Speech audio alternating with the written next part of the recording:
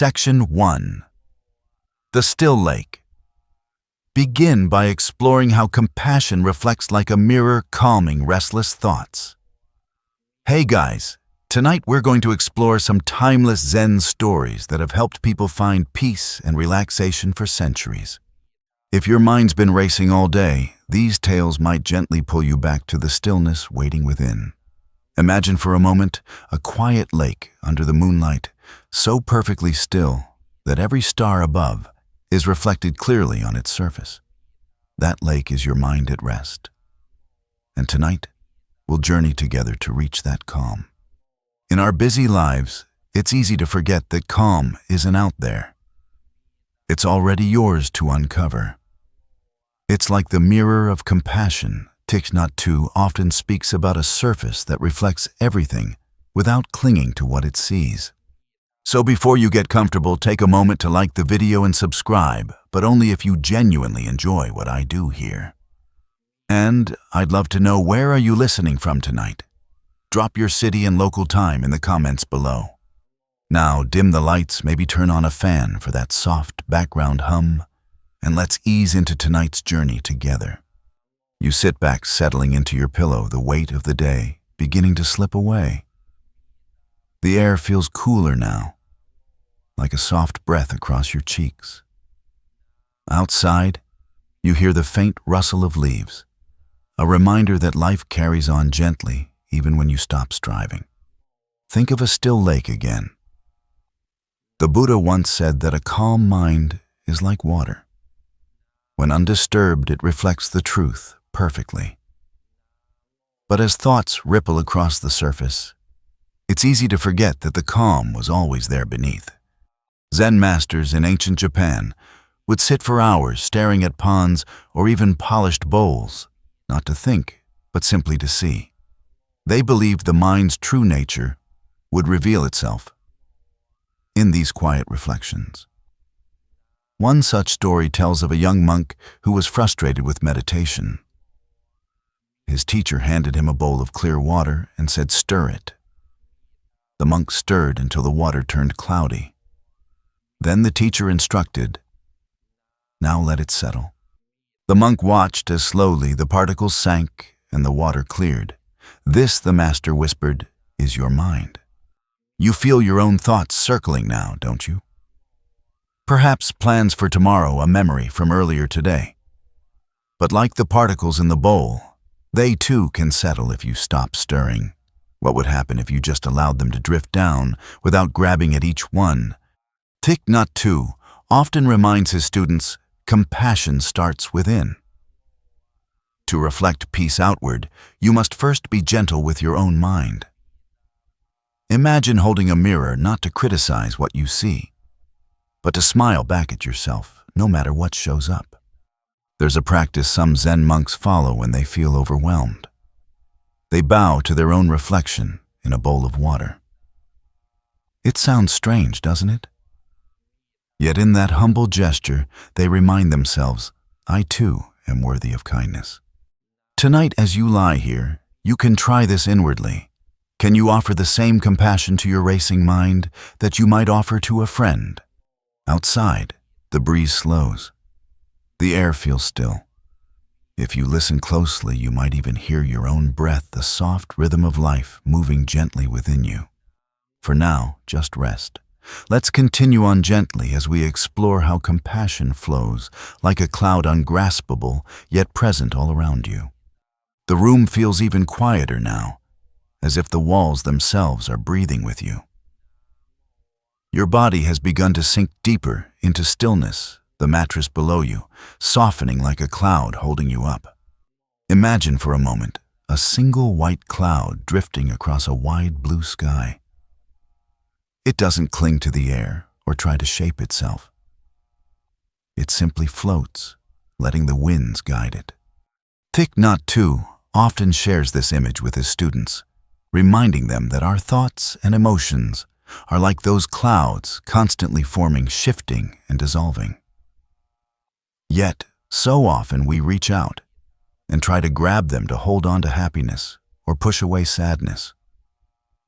But what would happen if, like the cloud, You simply let go and floated for a while. There's a Zen story about a young monk who asked his teacher, "Master, how do I let go of anger?" The teacher didn't answer. Instead, he handed the monk a heavy stone.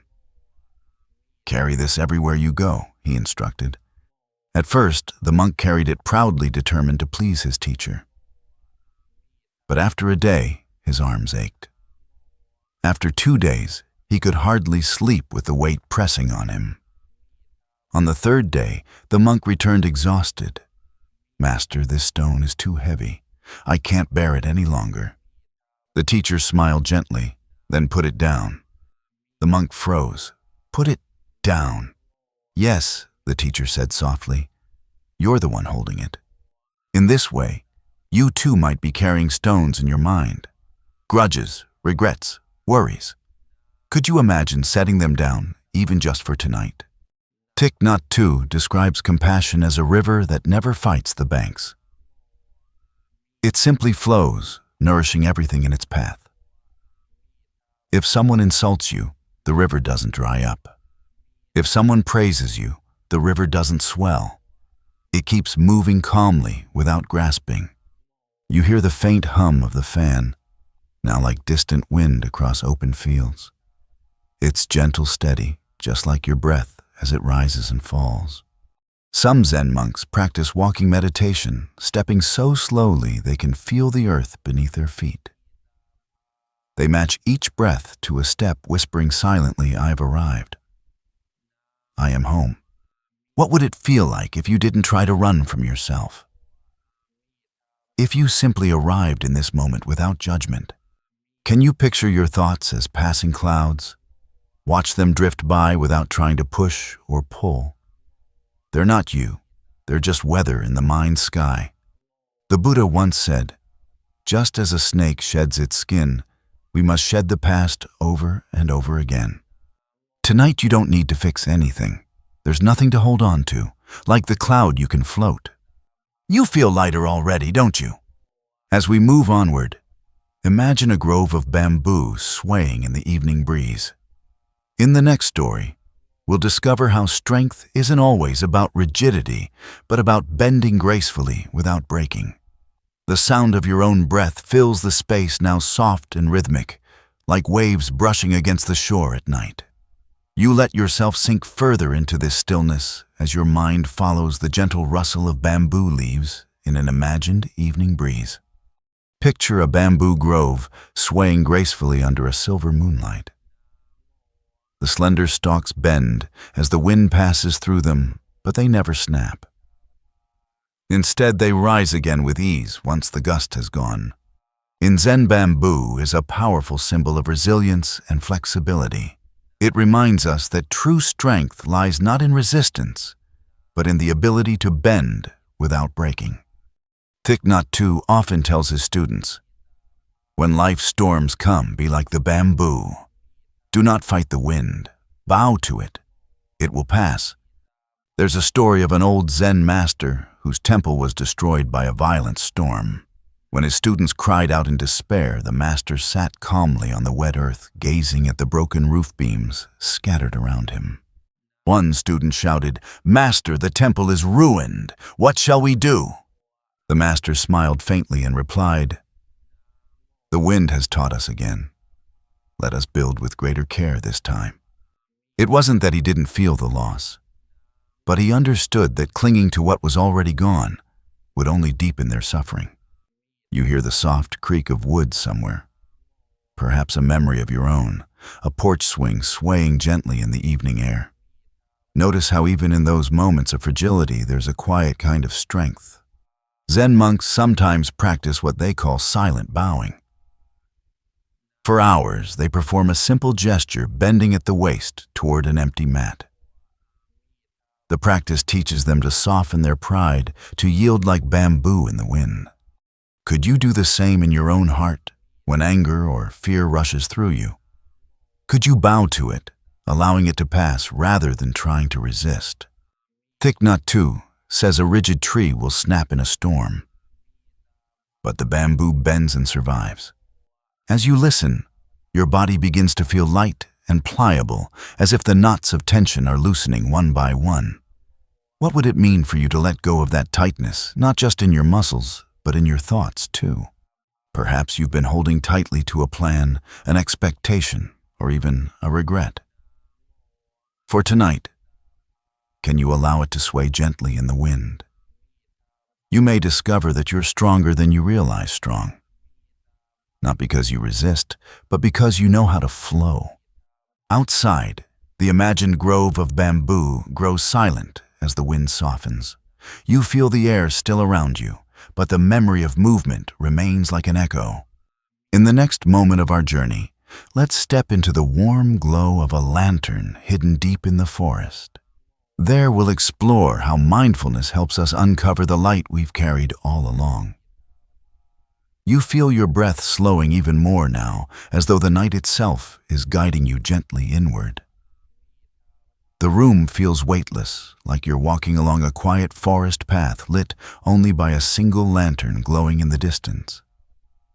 Its light is soft golden and warm, inviting you to take one more step, then another. This lantern hidden among the trees reminds you of a simple truth. The light you're searching for has never been lost. It's always been there, waiting for you to notice. Thich Nhat Hanh often teaches mindfulness is the lantern we carry. Even when the path is dark, it helps us see the way forward. There's a Zen parable about a young monk who wandered deep into the forest one night. He feared he was lost, unable to see the path beneath his feet. Panicked, he stumbled until he noticed a faint glow ahead. It was a small lantern left behind by another traveler. When he reached it, he realized something profound. The light wasn't coming to him, he was walking toward it all along. You pause and listen for a moment. The fan's soft hum is still there, steady like a heartbeat in the background. Perhaps you can feel your own heart calm. And even now, as if this story has lit a tiny lantern inside you. Zen masters often say that mindfulness is less about doing and more about seeing. Seeing clearly what is already here. The breath flowing in and out, the weight of your body resting on the bed. The thoughts drifting through your mind like leaves on a stream. There's an ancient practice called mirror gazing, where monks would sit in front of a polished bronze mirror for hours, not to admire themselves, but to observe their own expressions. As they softened their gaze, they often discovered something unexpected. The face staring back was never really separate from the world around it. Can you imagine sitting quietly like that?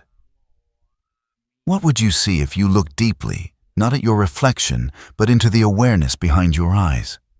Thich Nhat Hanh explains that mindfulness is like polishing the mirror of your mind.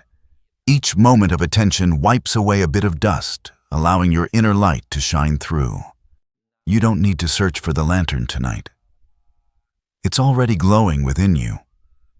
Feel its warmth spreading across your chest, down into your belly, and even out into your fingertips. A breeze rustles through the imagined forest, carrying the scent of pine and earth. You realize you're no longer searching for the path. You're simply walking it, one mindful step at a time. As we leave this quiet grove, let's sit beside a still pond together. There we'll watch how every act of kindness sends ripples that reach far beyond what we can see. The forest path opens now to a quiet pond, its surface smooth like polished glass under the soft glow of moonlight. You pause at the water's edge, gazing at the reflection of trees and stars, blending into a single, infinite stillness. Then a single drop falls. A tiny ripple spreads outward, gentle yet unending. Thich Nhat Hanh teaches that every act of compassion is like that drop in the pond. You may never see how far its ripples travel, but they always reach places you cannot imagine. There's a Zen story of an elderly monk who spent his days sweeping leaves from the temple courtyard. One morning, a young visitor asked, "Why do you work so hard every day? Won't more leaves just fall?" The monk smiled. "Yes, and I will sweep them again tomorrow." but today I create a clear space for others to walk in peace. You think about that as you listen to the sound of your own breath, a ripple of life moving through you moment by moment. Imagine now someone once showed you kindness. Perhaps it was a stranger holding the door, or a friend who listened when you needed it most. That moment didn't stop there, did it? It stayed with you, maybe even inspired you to be kinder to someone else. That's how ripples work. Some Buddhist monks practice compassion breathing. As they inhale, they whisper silently, "May I be well." As they exhale, "May others be well." They do this not to force peace into the world, but to align their own hearts with the flow of kindness. Could you try this now? Breathe in slowly, "May I be well." Breathe out softly, "May others be well." The pond before you remains calm. Yet those subtle rings continue expanding, touching unseen shores. Thich Nhat Hanh often reminds us, a single smile may heal a wounded heart you'll never know about. What would happen if you trusted that your quiet gestures, your forgiveness, your patience, even your listening, were enough to send ripples of peace far beyond this moment? The night deepens. The fan hums on in your room, and the weight of the day feels lighter somehow, as if it too has been carried away by these invisible waves. In the next part of our journey, let's sit with a tea master whose wisdom reminds us that even the smallest rituals can hold great meaning. You can almost smell it now, the faint, earthy aroma of tea leaves steeping in warm water.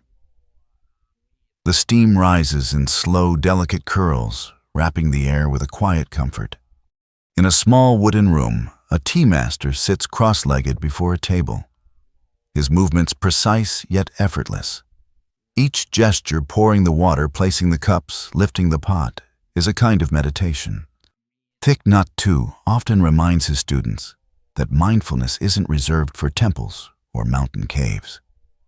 It can live in the most ordinary rituals. Even the act of brewing tea, he says, can open the door to stillness. There's an old Zen tale about such a master. A young monk once visited him, hoping to learn the secret to enlightenment. As the master prepared tea, the monk couldn't stop fidgeting, asking question after question. "Master, what is the meaning of Zen? How do I quiet my mind? When will I find peace?" The master said nothing. He poured tea into the monk's cup until it overflowed, spilling hot liquid onto the table. "Stop! Can't you see it's full?" the monk cried. The master looked up calm as the morning sky. "Just as this cup is full, your mind is overflowing with thoughts and expectations. How can I fill it with Zen unless you first empty it?" You smile softly, realizing how often you've held a full cup, rushing through moments, distracted, already thinking of the next thing. Tonight you let the cup empty. Feel your breath slow, your shoulders sink a little lower. There's nothing to fix, no answers to chase. Only this simple act of listening. In Zen practice, some monks dedicate years to perfecting the tea ritual. It's not about the tea itself, but about bringing complete awareness to each movement. They whisper a silent mantra as they work. "This moment is enough." Could you whisper that to yourself now? This moment is enough. The hum of the fan blends with the imagined sound of water being poured into a ceramic cup. You notice how even in your mind, the smallest details, the warmth, the scent, the weight of the cup feel alive.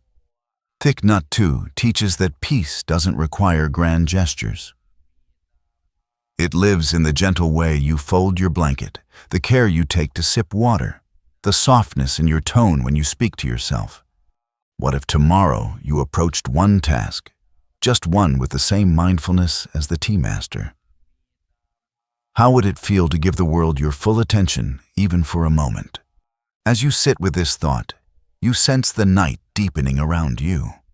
In the next story, we'll travel up a quiet mountain path to listen for a wisdom that whispers softly between silence and sound. The air feels cooler now, as though you've begun to climb higher, step by slow step up a winding mountain path. Each breath fills your lungs with freshness, carrying the faint scent of pine and moss. In the distance, you hear nothing at first, just the soft hush of wind moving through the trees. Then faintly you catch it a whisper, like the mountain itself is breathing. Thich Nhat Hanh speaks of these quiet moments in nature as doorways to insight. When the world is still, the mind hears truths it has long forgotten, he says. There's a Zen parable about a young student who begged his master to teach him the secret of enlightenment. The master agreed and took him up a high mountain. At the summit, they sat in silence for hours.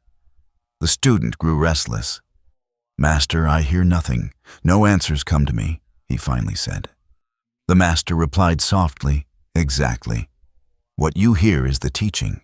The mountain whispers in silence. You feel it too now, don't you?" The space between the sound of the fan, the gentle pause at the end of your breath, these are the quiet places where insight lives.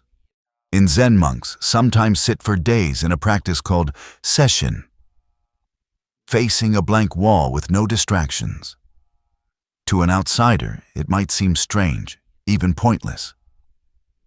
But the monks say that in stillness, the wall itself begins to speak not with words, but with a deep, unshakable knowing. Could you imagine sitting like that, letting the noise of the day fade until only silence remains? What might you hear in that space? Thich Nhat Hanh teaches that silence isn't the absence of sound. It's the presence of awareness. Even now, as you listen, notice how the smallest noises, the faint rustle of your blanket, the hum of electricity in the room become part of a larger stillness holding you. Sometimes wisdom doesn't shout. It arrives like a breeze through pine needles, or a ripple in a quiet pool, or a gentle whisper from the mountain that says, "You're already home." Your body feels heavier now, as if the mountain itself is cradling you. Let this weight pull you down, not into worry, but into rest. In the final story, we'll return to the image of the mirror. Together, we'll explore how compassion directed inward and outward can dissolve even the hardest edges of the heart. Imagine standing before a mirror, not the kind that reflects only your face, but one so clear and vast it shows the whole of your being. You see not just your features, but your thoughts, your worries, your tender moments, and your regrets, all held gently in its surface. Thich Nhat Hanh often calls compassion the mirror of the heart. It doesn't choose what to reflect. It doesn't criticize or cling. It simply shows things as they are, bathed in quiet acceptance. There's a Zen tale about a monk who spent years trying to polish a brick into a mirror. Day after day, he rubbed the brick with a cloth until his hands grew raw. One afternoon, his teacher saw him and laughed gently. "Why do you polish that brick?" asked the teacher. "To make it a mirror," the monk replied. The teacher shook his head. "No amount of polishing will make a brick reflect. To see clearly, you must look into what is already clear, your own mind. You've been carrying a brick, haven't you?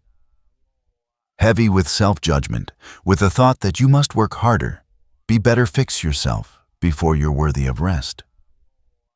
But what if tonight you set it down?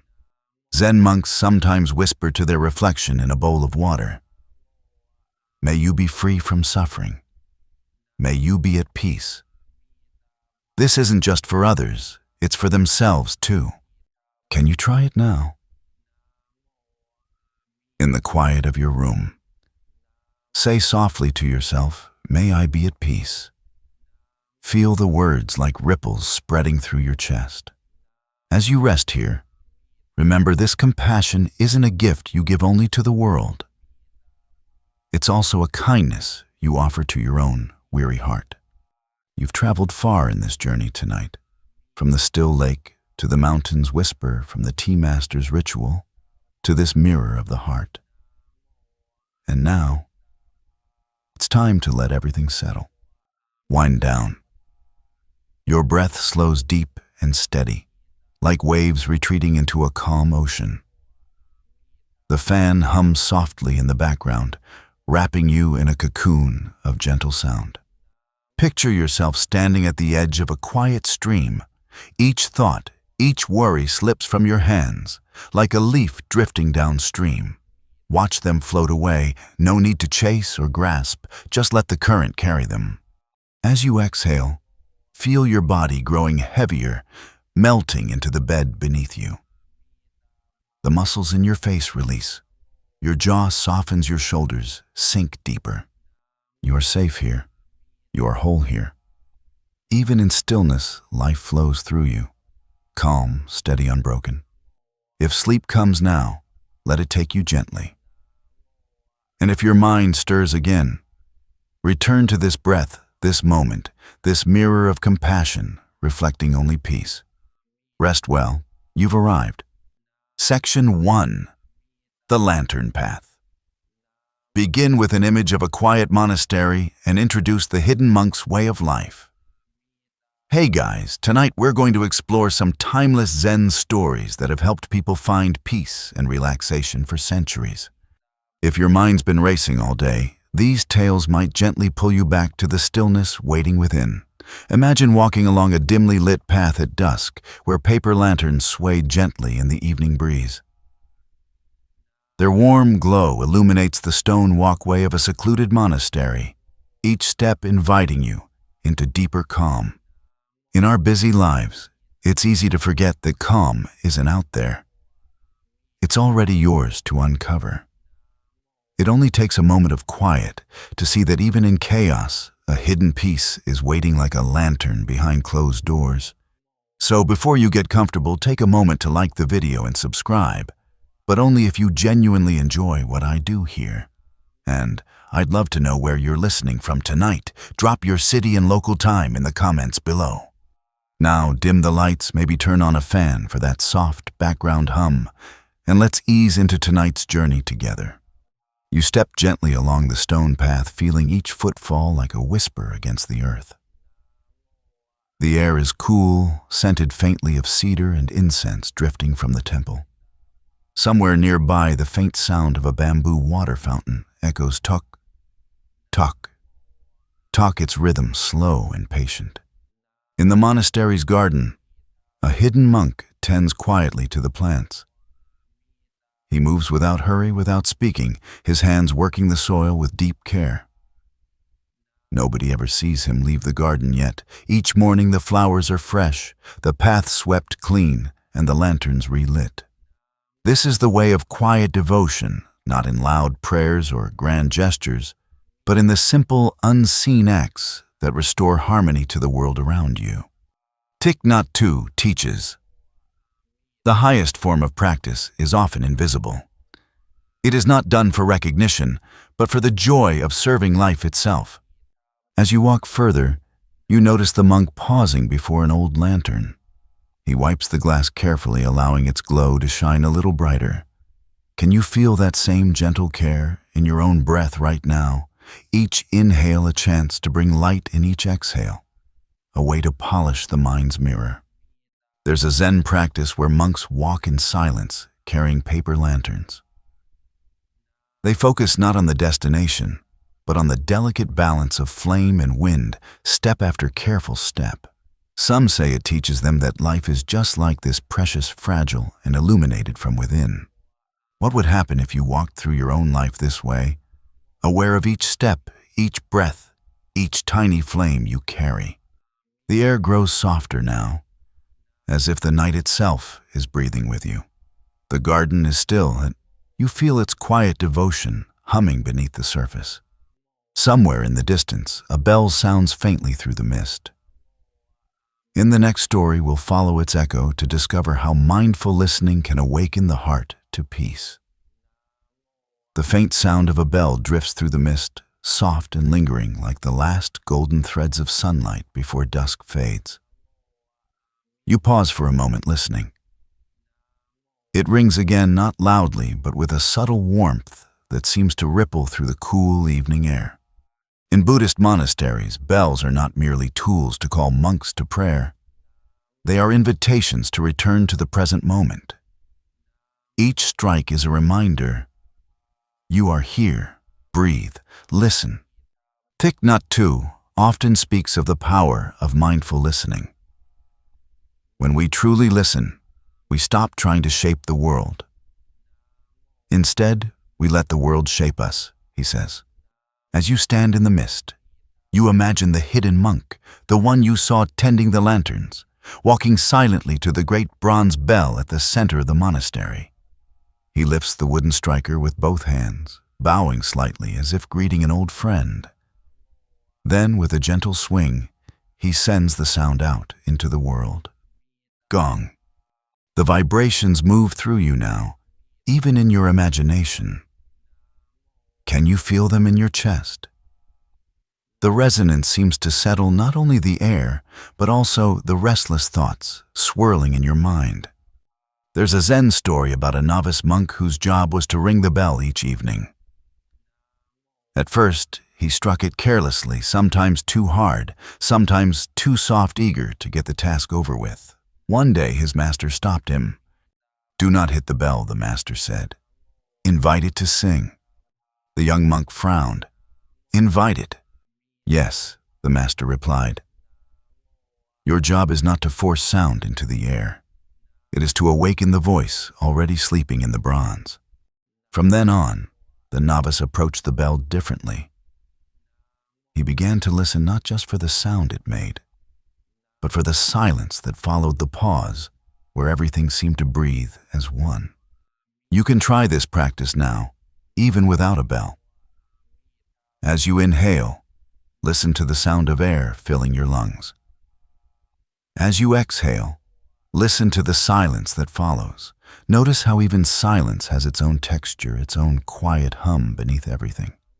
Some Zen monks sit for hours in meditation, focusing solely on sound.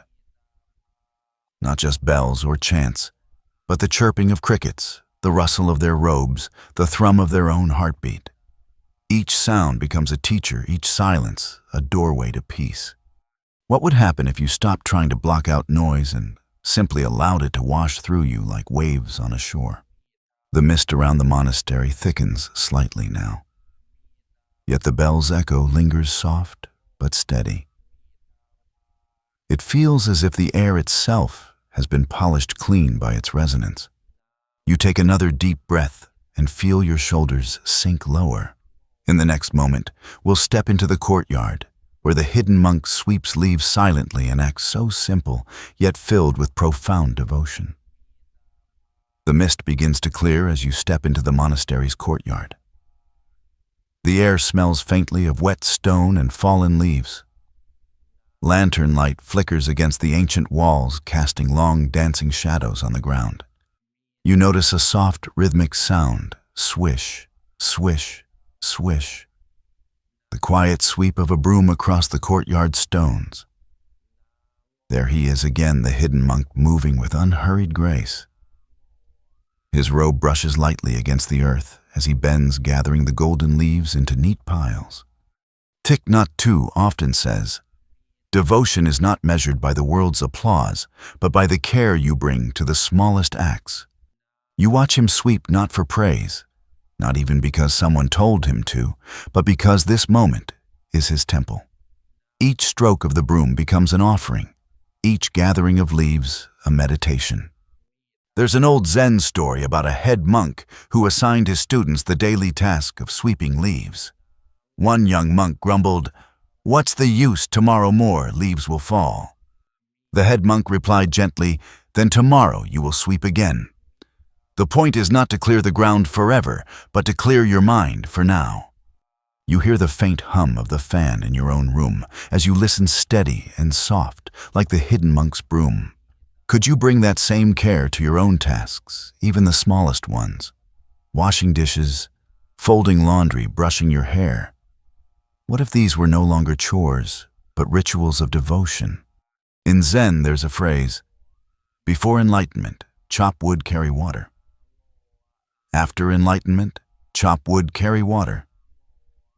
The acts don't change, only your awareness does. As the monk sweeps, a breeze stirs. A few leaves flutter down again onto the stones he just cleared. He pauses, smiles faintly, and continues sweeping. What would it feel like to live that way, to tend your inner courtyard, without worrying how long it stays clean? The courtyard grows quieter now, the piles of leaves neat and still. You sense that peace is not found in a place without falling leaves, but in a heart that no longer minds sweeping them. Next, we'll step into a room the monk rarely leaves, where years of quiet solitude reveal the power of being fully present. You step softly into a narrow hallway, the scent of sandalwood thickening as you approach a small wooden door. It creaks faintly as you push it open, revealing a room so simple it almost startles you. There is no bed, no decoration, only a cushion in the center of the floor, a small clay bowl in the corner, and light filtering through paper screens. The air feels different here.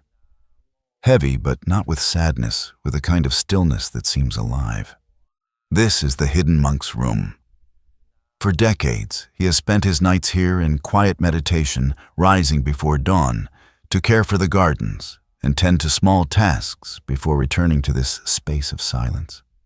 Thich Nhat Hanh teaches solitude is not loneliness. It is an embrace of your own company.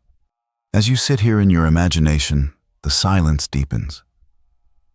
At first, you notice everything: the sound of your own breath, the faint ringing in your ears, even the ticking of your heart. But then something shifts.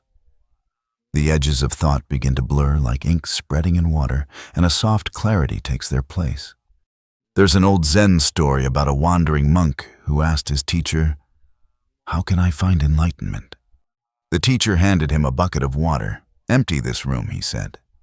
The monk looked around in confusion, but the room is already empty. The teacher smiled. "Then why do you carry so much within you?" You sit back and feel the weight of your own thoughts, now memories, plans, worries. What if you set them all down just for this moment? Would the room inside you feel a little lighter?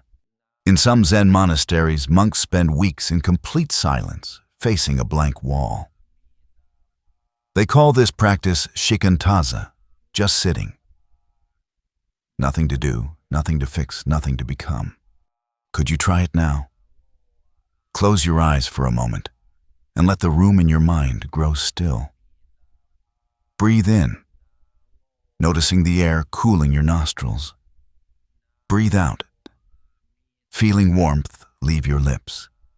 No need to chase thoughts away, just sit. The hidden monk doesn't seek to leave his room because he has discovered what so many search for in the world, that peace does not come from what we add, but from what we allow to fall away.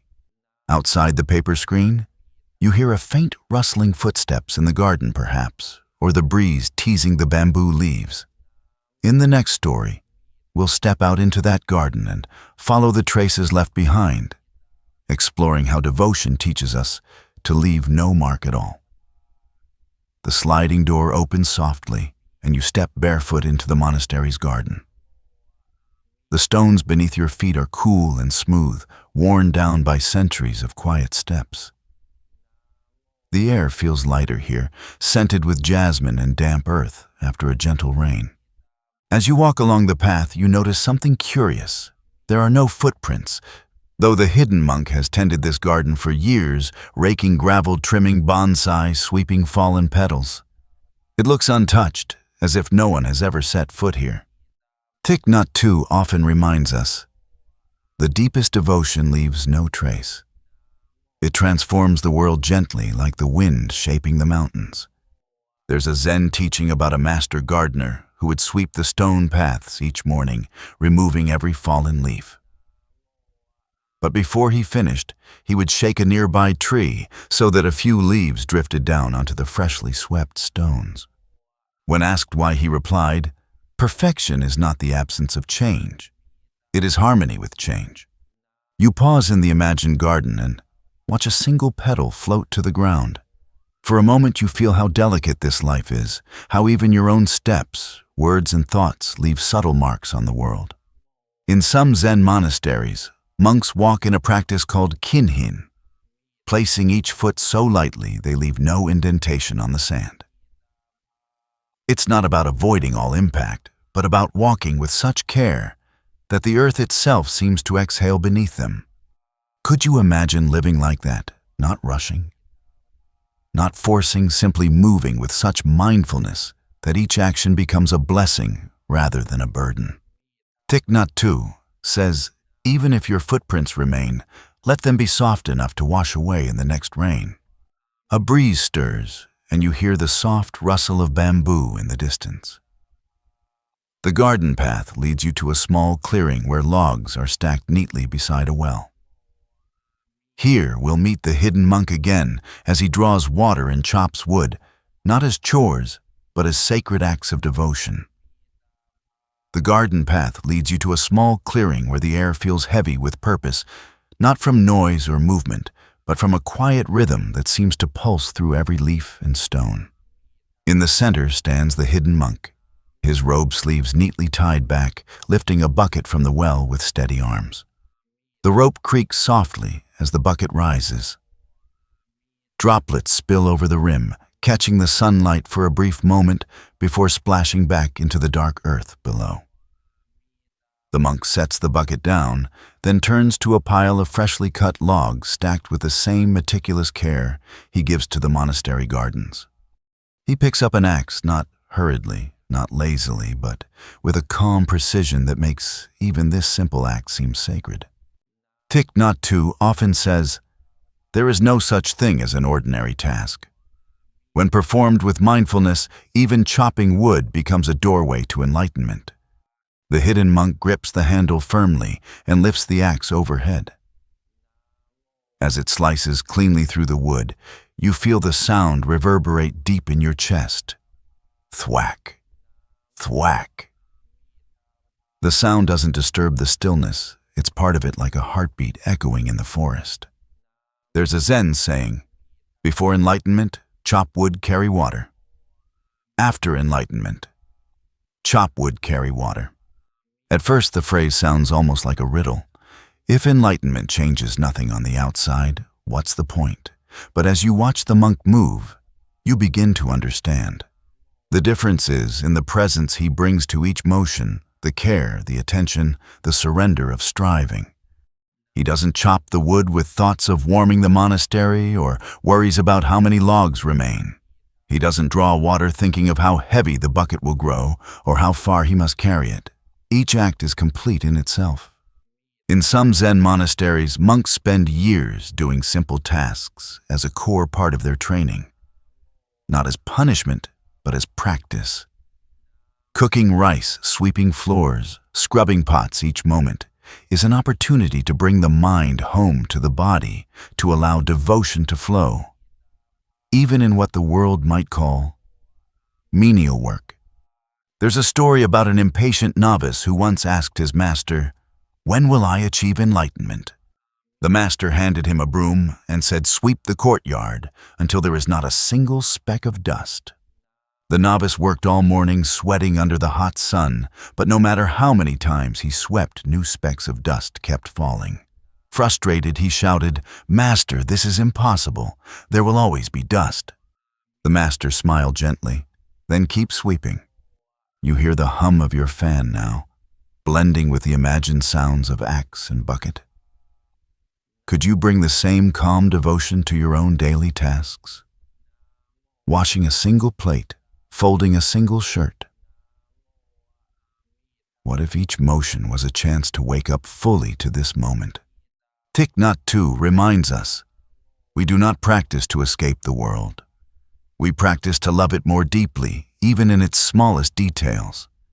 The monk lifts the bucket now and begins walking slowly back toward the monastery. You watch as he places one foot, then the other, each step deliberate, steady. There is no rush. And yet somehow, everything gets done. The clearing grows quiet again. A breeze stirs the bamboo nearby, and their stalks whisper softly as they sway. In the next story, we'll follow the sound of those whispering leaves and discover how even the softest persistence can shape the world. The path narrows as you follow the sound of bamboo swaying gently in the evening breeze. Each stalk rises tall and slender, their emerald green leaves whispering secrets to one another as they brush and flutter in the wind. You pause for a moment, listening not just with your ears, but with your whole being. There's something calming in their rhythm. They bend easily as the wind flows through them, but they do not break. They simply return to stillness when the gust passes, standing tall again, as though nothing had disturbed them at all. Thich Nhat Hanh often speaks of bamboo as a symbol of quiet strength. The softest things in nature, wind-water bamboo, hold the greatest power because they never resist. They endure because they yield. You take a deep breath now, feeling your chest expand like the bamboo stalks gently swaying to and fro. Could your mind move this way? Too flexible, light, undisturbed by passing storms? There's a story about a young monk who complained endlessly about the challenges of his training. "Why do I struggle so much?" he asked his master. "Why can't I be strong like the oak tree, unmoving and firm?" The master led him to a grove of bamboo and pointed to a nearby oak tree. "See how the oak stands rigid. It looks strong, but in a storm it may crack and fall. The bamboo sways and bends with the wind. It survives because it does not fight." One day, a great storm swept through the valley. The oak tree split down the middle, crashing to the ground, but the bamboo stood untouched, bowing gracefully in the gale. The hidden monk is here too, standing silently among the bamboo. He runs his hand along one smooth stalk and smiles faintly. You notice that he visits this grove every evening. Not to cut the bamboo or gather leaves, but simply to listen. In Zen practice, there's a meditation where monks sit outdoors and listen to the wind passing through trees. They call it Fuke Zazen landscape meditation. The goal isn't to analyze the sound, but to let it flow through the mind, like wind through bamboo. Could you try it now? Listen not for a lesson, not for meaning, just for the sheer presence of sound. The fan hums softly in your room. Maybe a distant car passes outside. Perhaps even the sound of your own breath. These too are the whispers of life. Thich Nhat Hanh reminds his students, what bends cannot be broken. What yields cannot be defeated. Be as soft as bamboo, and you will discover an unshakable strength. You sit for a moment longer, imagining the bamboo grove around you, the leaves swaying and rustling like a gentle lullaby. The world feels softer, somehow, less rigid, less demanding. In the final story of our journey, we'll return to the monastery to uncover the true gift of the hidden monk. Not a teaching spoken aloud, but a devotion that leaves quiet ripples long after he is gone. The path circles back to the monastery now, and you notice how the lanterns have been lit again. Their warm glow spills onto the stones, painting soft pools of golden light across the courtyard. Somewhere inside the wooden halls, the hidden monk moves unseen, tending to his quiet duties as he always has. He is not a teacher who gives sermons. He is not the head of the monastery, nor the keeper of great texts. He does not seek to be known, and yet his presence touches every corner of this place. Each garden, each swept path, each glowing lantern. Thich Nhat Hanh often reminds his listeners, the greatest gift you can give is the devotion that asks for nothing in return. You may never see how far its ripples travel, but they do. As you walk softly into the hall, you see a line of shoes neatly arranged along the wooden steps. You see mats aligned perfectly, cushions, fluffed with care. The teapot in the kitchen is warm, waiting for the first morning monk to rise. All these small signs tell of someone moving here, in the hours when others sleep, practicing devotion not to be seen, but simply because it is his way. There's an old Zen tale of a monk who lived at the edge of a temple. He never spoke during gatherings, never sought to lead prayers. Instead, he polished the floorboards every evening, and placed fresh flowers at the altar each morning. When he passed away, the monks discovered his journal. In it, a single line repeated over and over. "If the world does not see my devotion, may it at least feel my peace." You can feel it too, can't you? The monk's quiet gift is not in what he teaches, but in what he is. Somewhere nearby, the bell sounds faintly in the night air gong. A soft reminder of all the unseen hands that keep the world in balance. In Zen practice, there's a saying, "When the flower blooms unseen, the forest is still fragrant." Could you live that way too? Could you practice kindness care and quiet devotion without seeking recognition? What might grow in your life if you let go of the need to be noticed and simply became a hidden monk in your own heart? The fan hums softly in your room now, and you notice how its sound blends with your breath. Your body feels heavy. Your mind like a still pond where even the smallest ripple fades to calm. Wind down. The lanterns flicker in your imagination as your eyelids grow heavier. Each breath slows, stretching into a long, soothing rhythm. Picture yourself standing at the edge of the monastery's courtyard. The hidden monk is there too, sweeping gently, his face calm and unhurried. You realize now that his greatest teaching was never spoken aloud. It lives in the quiet way he tends the world, in the peace that lingers long after his footsteps fade. As your breath slows, feel every worry slip away like leaves floating down a quiet stream. There is nothing to fix, nothing to chase. The devotion you seek has been here all along, waiting for you to notice. You are safe. You are enough. Even in stillness, life flows through you calm and unbroken. Let sleep take you now softly and fully like a lantern light dimming gently into the night. The forest path. Begin with entering a silent forest where stillness feels alive in every step. Hey guys, tonight we're going to explore some timeless Zen stories that have helped people find peace and relaxation for centuries. If your mind's been racing all day, these tales might gently pull you back to the stillness waiting within. Picture yourself standing at the edge of a silent forest, the air cool and heavy, with a scent of pine and damp earth.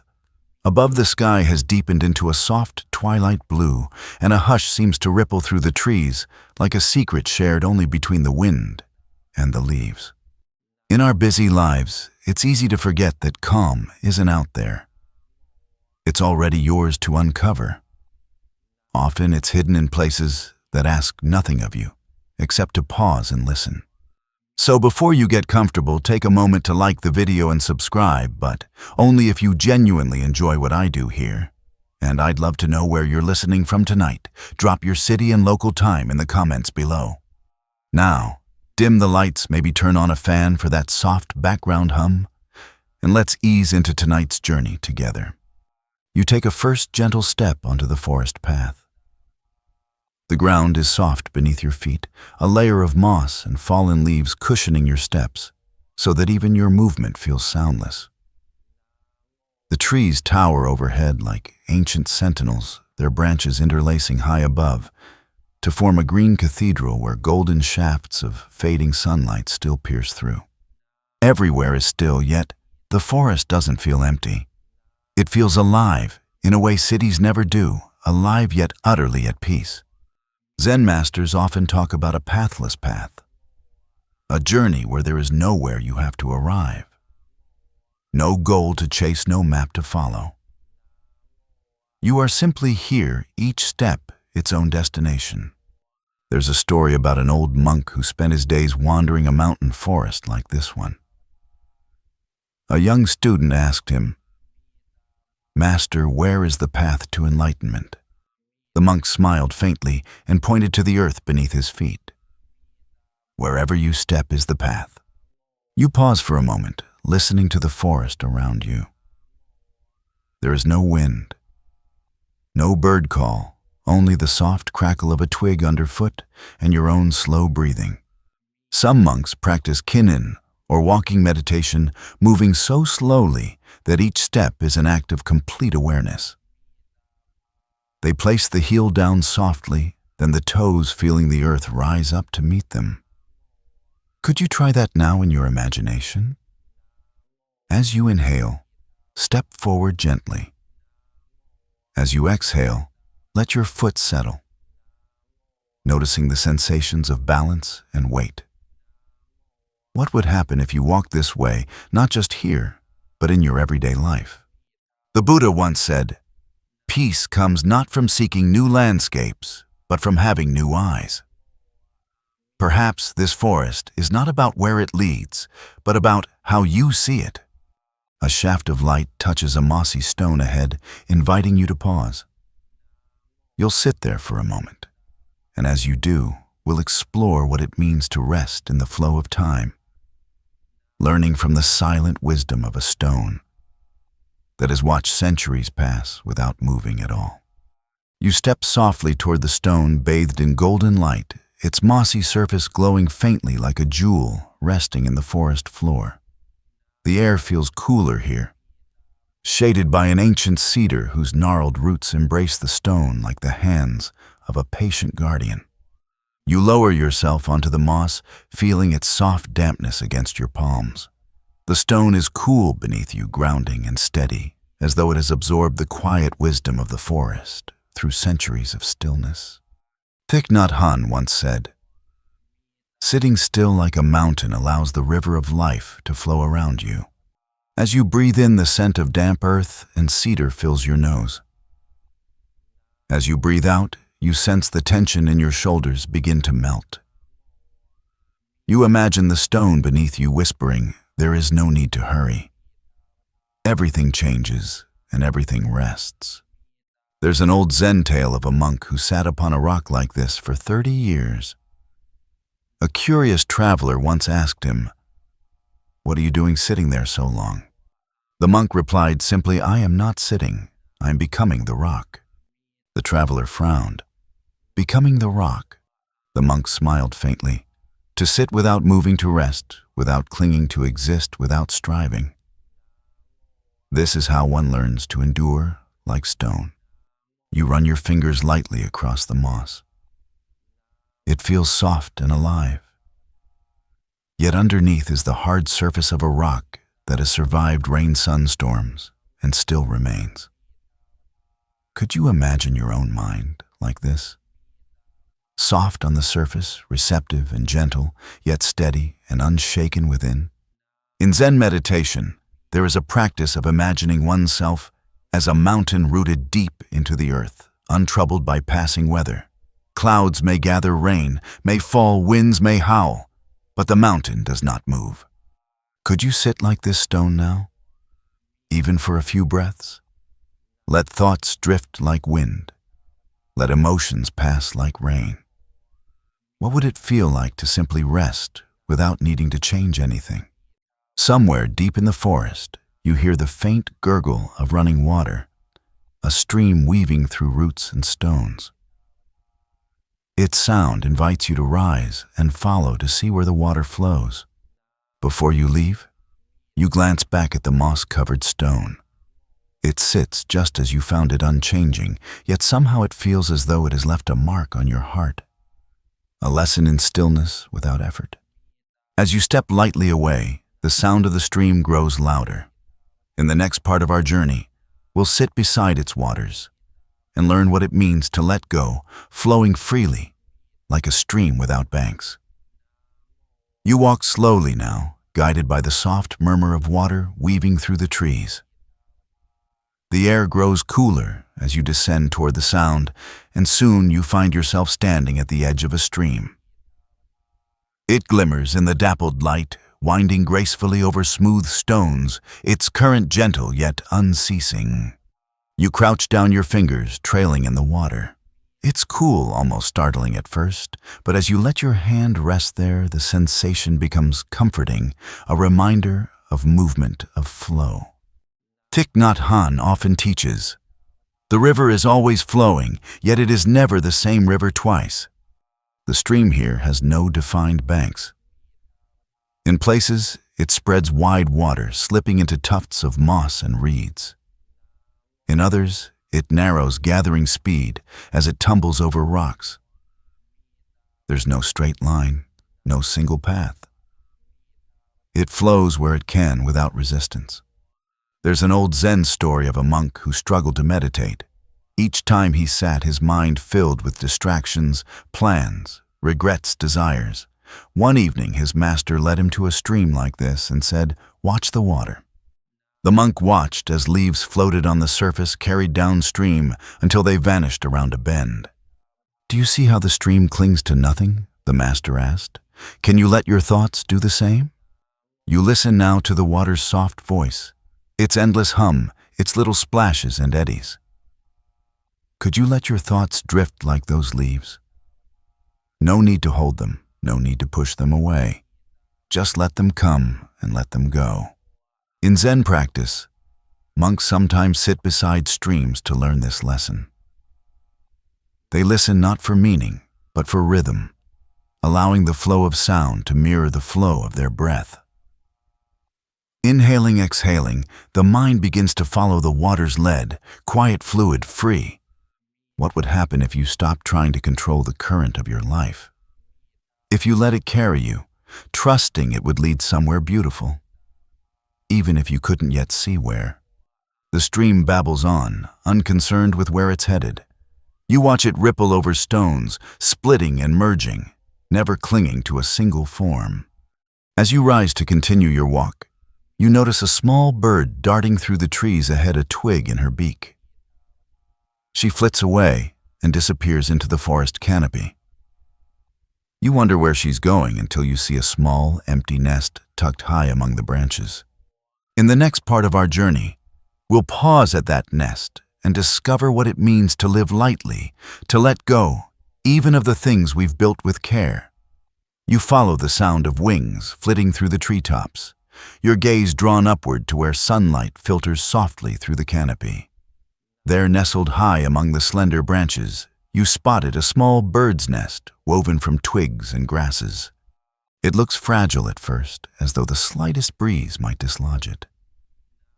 Yet, it has survived wind rain and the shifting weight of time. Its shape is simple, circular, and empty.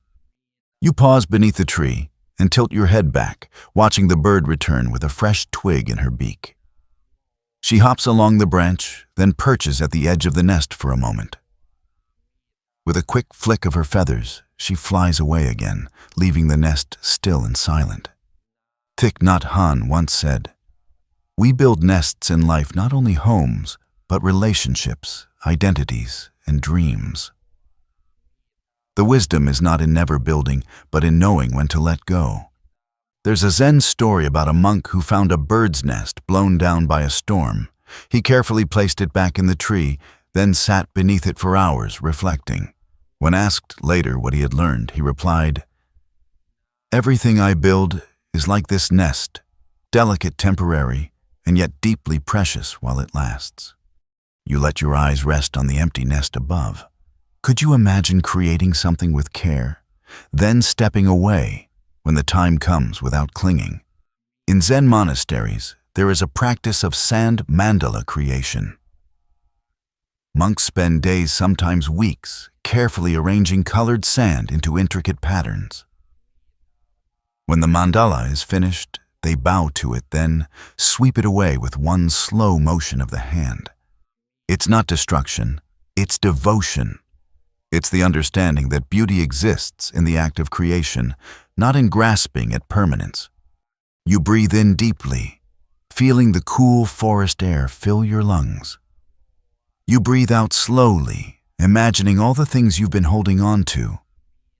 Roles, memories, fears floating away like feathers caught in the wind. What would happen if you let yourself be like this nest, strong enough to hold what matters, yet light enough to release it when the season changes? The branches above sway gently now, casting shifting patterns of light and shadow on the forest floor. You watch the nest for a moment longer, then turn back to the path, feeling the earth soft beneath your feet. Ahead, the trail seems to fade. splitting into countless little deer tracks and rivulets. There's no clear direction, no signpost, only open space beneath the trees. In the next story, we'll wander that pathless forest and explore the freedom of moving without maps, of stepping into the unknown with trust rather than fear. The path begins to dissolve beneath your feet. What was once a clear trail is now a scatter of deer tracks and winding roots weaving across the forest floor.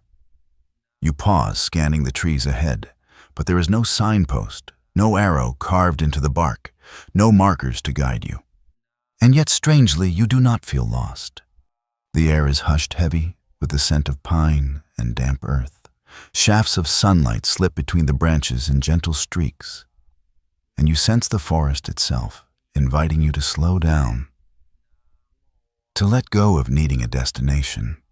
In Zen, there is a teaching about the pathless path. It's the idea that true peace is not something you can walk toward because there is nowhere else to go. You are already standing on sacred ground. There's a story of a young monk who asked his master, "How do I find my way if there is no path?" The master replied, "Walk where your feet land.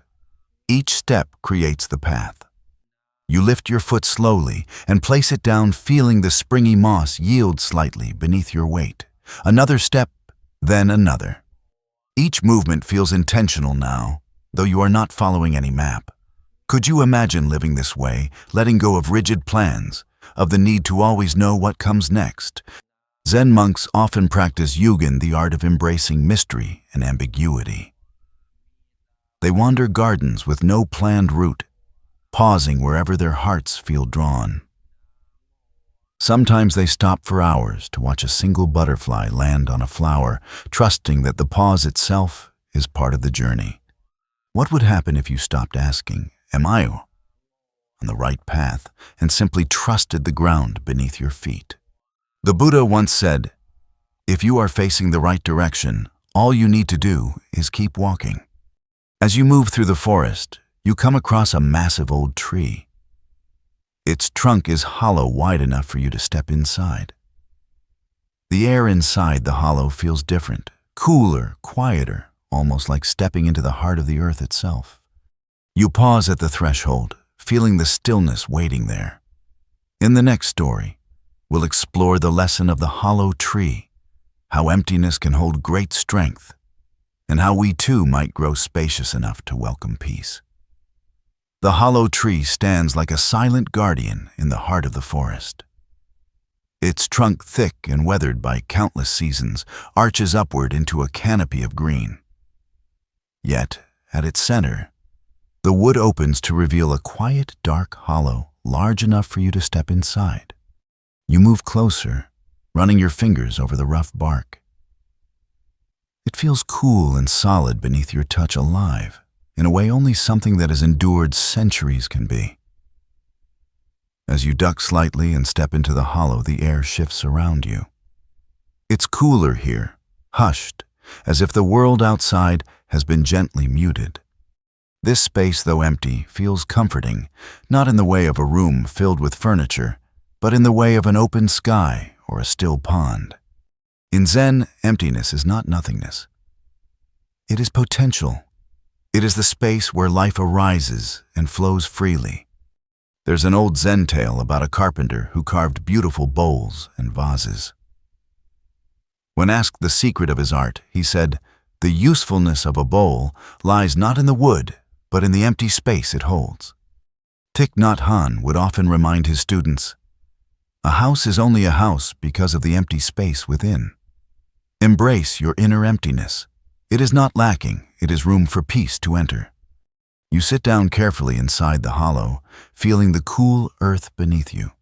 It's quiet here, except for the faint sound of the wind rustling leaves high above. Could you imagine your own heart like this tree?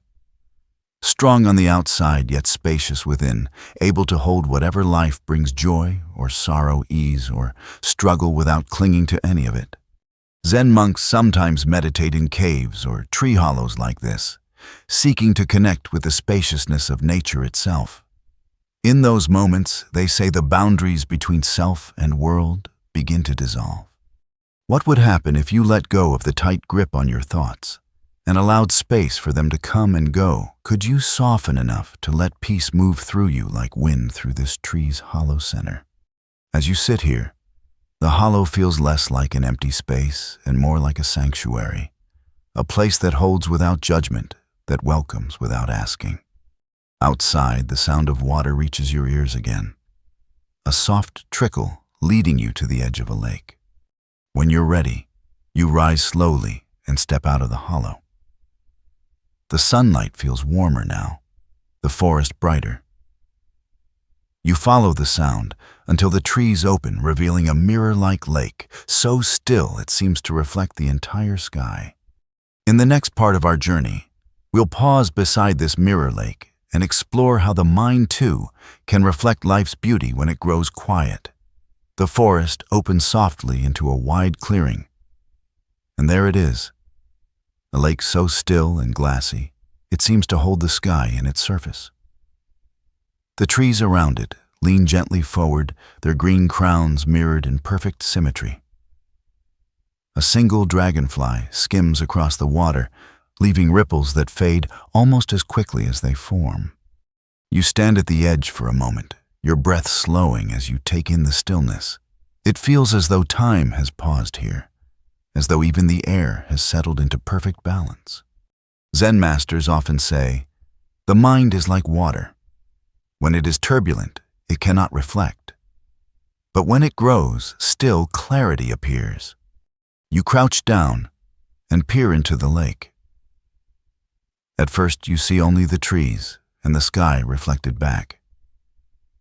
Then, as your focus shifts, you catch your own face softened somehow by the water's gentle light. There's an old Zen story about a student who asked his master, "How can I see my true self?" The master led him to a pond and dropped a pebble into the water. As ripples spread across the surface, the student's reflection grew distorted. "Wait," the master said. The student watched as the ripples slowly stilled.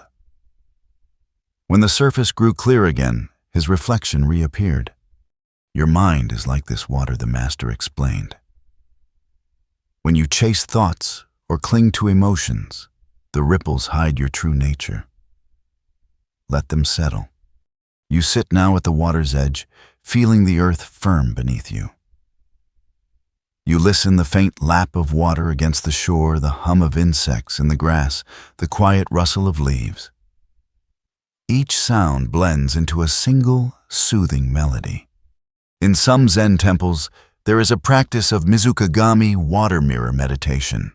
Monks sit beside a still pool and simply observe their reflection, not to admire or criticize, but to remind themselves that all appearances are temporary. Could you try this in your own way? Close your eyes and imagine the surface of your mind growing calm. Thoughts may come, but you don't need to stir them. Let them settle like leaves drifting to the bottom of a clear pond. Thich Nhat Hanh says peace is already there in your heart. It is the ripples that keep you from seeing it. As you open your eyes again, you notice how the forest and sky remain perfectly still in the lake's reflection. You realize then that stillness isn't something you create. It's something you return to, something that was always there beneath the surface. The dragonfly circles back and lands lightly on a floating leaf.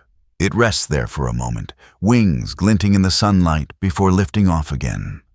You rise slowly, feeling as though your own mind has grown lighter, quieter, more spacious. Ahead, the forest beckons one last time, the path dissolving once again into soft moss and dappled light. In the next and final part of our journey, we'll step into the heart of the silent forest itself, to discover its ultimate gift, the peace that arises when you no longer need a path at all. You step lightly from the lake's edge and back into the forest. This time, there is no path at all, just soft moss underfoot and shafts of golden light filtering down between the trees. Yet, you feel no hesitation, no need for direction. The forest seems to welcome you, each tree standing like an old friend, each leaf whispering in a language beyond words. This is the silent forest. It has no signposts, no maps, no trails to follow.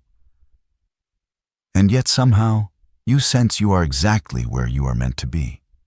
Zen masters often say, the true path is no path at all. There's a story of a wandering monk who traveled far and wide in search of enlightenment. He scaled mountains, crossed deserts, and meditated in caves. One day, exhausted, he sat beneath a tree in a quiet forest and closed his eyes. When he opened them again, he realized he had never left the place he sought. The path is not out there, he whispered to himself. It has always been here. You stand still now and listen deeply. There is no wind, no bird's song, not even the sound of your own footsteps. And yet the silence is not empty, it is full, alive, vibrant. In Zen practice, this is called Mushin, the mind of no mind. A state where thoughts no longer cloud your awareness, where you are not reaching for anything. Not peace, not wisdom, not even stillness itself. Thich Nhat Hanh once said, "We do not arrive at peace by traveling to it. We arrive by stopping." Could you stop now, right here in your imagination? Could you let go of striving, of searching, and simply be in this forest as it is? The hidden forest offers its gift quietly. It asks nothing yet, gives everything. Here you remember that you are not separate from this place. You are the stillness, the trees, the moss beneath your feet. A gentle breeze stirs the air, carrying with it the faint scent of pine and earth. You feel your breath slowing each inhale, and exhale melting you further into this moment. You realize there is nothing more to seek, no lessons to learn, no path to follow, just this soft, quiet, complete. Wind down. The forest around you seems to fade into a golden haze as your body grows heavier with each breath. Your eyelids soften, your jaw unclenches, and a warm sense of ease flows from your chest to your fingertips. Picture yourself lying on a bed of moss beneath the tallest tree, the forest canopy above you, like a sheltering sky. As you breathe, feel each thought drift away, like autumn leaves on a still pond. There is no need to chase them, no need to hold on. The Buddha taught peace is not something you attain. It is what remains when you let go. Tonight, let yourself let go. Let the forest hold you. Let the silence soothe you. As your breath deepens, imagine the forest dimming into twilight, the air cool and sweet. Every sound softens into a gentle hum, like the earth's own lullaby. You are safe here. You are whole. There is no path because there is nowhere else to go. You have already arrived. Let the stillness carry you into sleep, like a boat drifting on a calm river, moving without effort, guided by nothing but the soft pull of the current. The mountain pass. Begin with a quiet journey through a Tibetan mountain path under soft snow. Hey guys, tonight we're going to explore some timeless Zen stories that have helped people find peace and relaxation for centuries. If your mind's been racing all day, these tales might gently pull you back to the stillness waiting within. Picture yourself high in the Tibetan mountains, where the air is cool and thin, and soft snowflakes drift silently from a pale, cloudy sky. Each step you take along the winding path crunches softly beneath your boots, the only sound in an otherwise quiet world. In our busy lives, it's easy to forget that calm isn't out there. It's already yours to uncover. Sometimes it's found in the gentle hush of a snowy pass, where even the wind seems to pause for a breath. So before you get comfortable, take a moment to like the video and subscribe, but only if you genuinely enjoy what I do here. And I'd love to know where you're listening from tonight. Drop your city and local time in the comments below. Now, dim the lights, maybe turn on a fan for that soft background hum, and let's ease into tonight's journey together. You adjust the scarf around your neck, feeling the soft wool brushing against your skin. The cold air fills your lungs with each breath, sharp at first, then settling into a rhythm as you walk. The sky above is pale gray, the kind of color that makes even your thoughts slow down. Here in the mountains, the world feels vast, yet intimate. The cliffs loom high on either side of the path, their faces lined with centuries of wind and snow. Somewhere far below, a river murmurs softly, though its sound is muffled by the fresh blanket of snow. The Buddha taught compassion is the root of peace. You let the words echo softly in your mind as you walk, wondering what it means to live with an open heart in such a cold, wide world. A Zen story comes to you, a monk traveling alone through a mountain pass, much like this one. He was weary and chilled his thoughts, turning inward to his discomfort. Then he met an old woman carrying firewood. She smiled at him, offered a hot stone wrapped in cloth to warm his hands, and said nothing. That simple gesture, he would later say, taught him more about compassion than any book or sermon. As you walk now, you notice how quiet the forested slopes are. No birds call, no animals stir, only the soft whisper of falling snow. The silence feels alive, as if the mountains themselves are listening.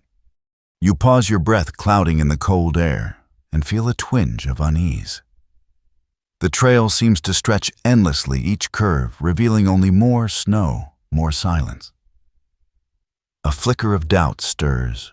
Am I truly alone here? And then, as if in answer, you see a faint figure ahead on the path. They move slowly, wrapped in a thick cloak that blends with the snowy landscape. A walking stick in hand, their posture is calm and steady, each step deliberate, as though they are not merely traveling, but weaving themselves into the rhythm of the earth. Something about this stranger draws you in.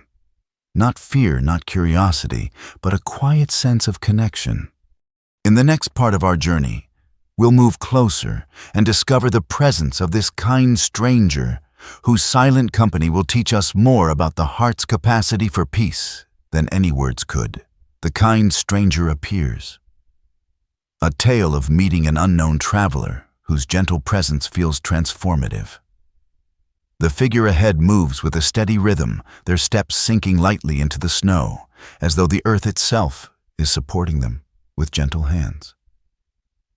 You slow your own pace, watching from a distance as the stranger's cloak shifts softly in the wind. There's no urgency in their movements, no sign of fear or haste, only calm. The crunch of your boots grows quieter as you draw closer. The air feels warmer now, though the snow still falls gently around you. For a moment you wonder if it's the presence of this person ahead that seems to soften the chill. As you near, the stranger pauses and turns slightly. A hood covers most of their face, but you catch a glimpse of kind eyes, dark and deep, like still pools that reflect the world without judgment. They nod to you in greeting, and though no words are spoken, you feel as if they've said, "You are welcome here." Thich Nhat Hanh often taught, "Sometimes our presence is the greatest gift we can offer." You find yourself matching their pace now. Though you do not speak, a quiet companionship forms between you. Each footstep is a shared sound in the silent forest, each breath a soft rhythm that rises and falls in unison. There's a Tibetan story of a traveler who once lost his way in a snowstorm. Weary and cold, he stumbled across an old man walking in the same direction. Without a word, the old man handed him a scarf and kept walking. Later, the traveler said, "That silent kindness saved me. Not just my body, but my heart too." You glance at the stranger beside you and feel that same sense of quiet ease. It isn't in what they say, because they say nothing. It's in the way they carry themselves, as though the forest and the snow, and even you, are all part of a single, gentle flow. Zen monks sometimes practice what they call noble silence.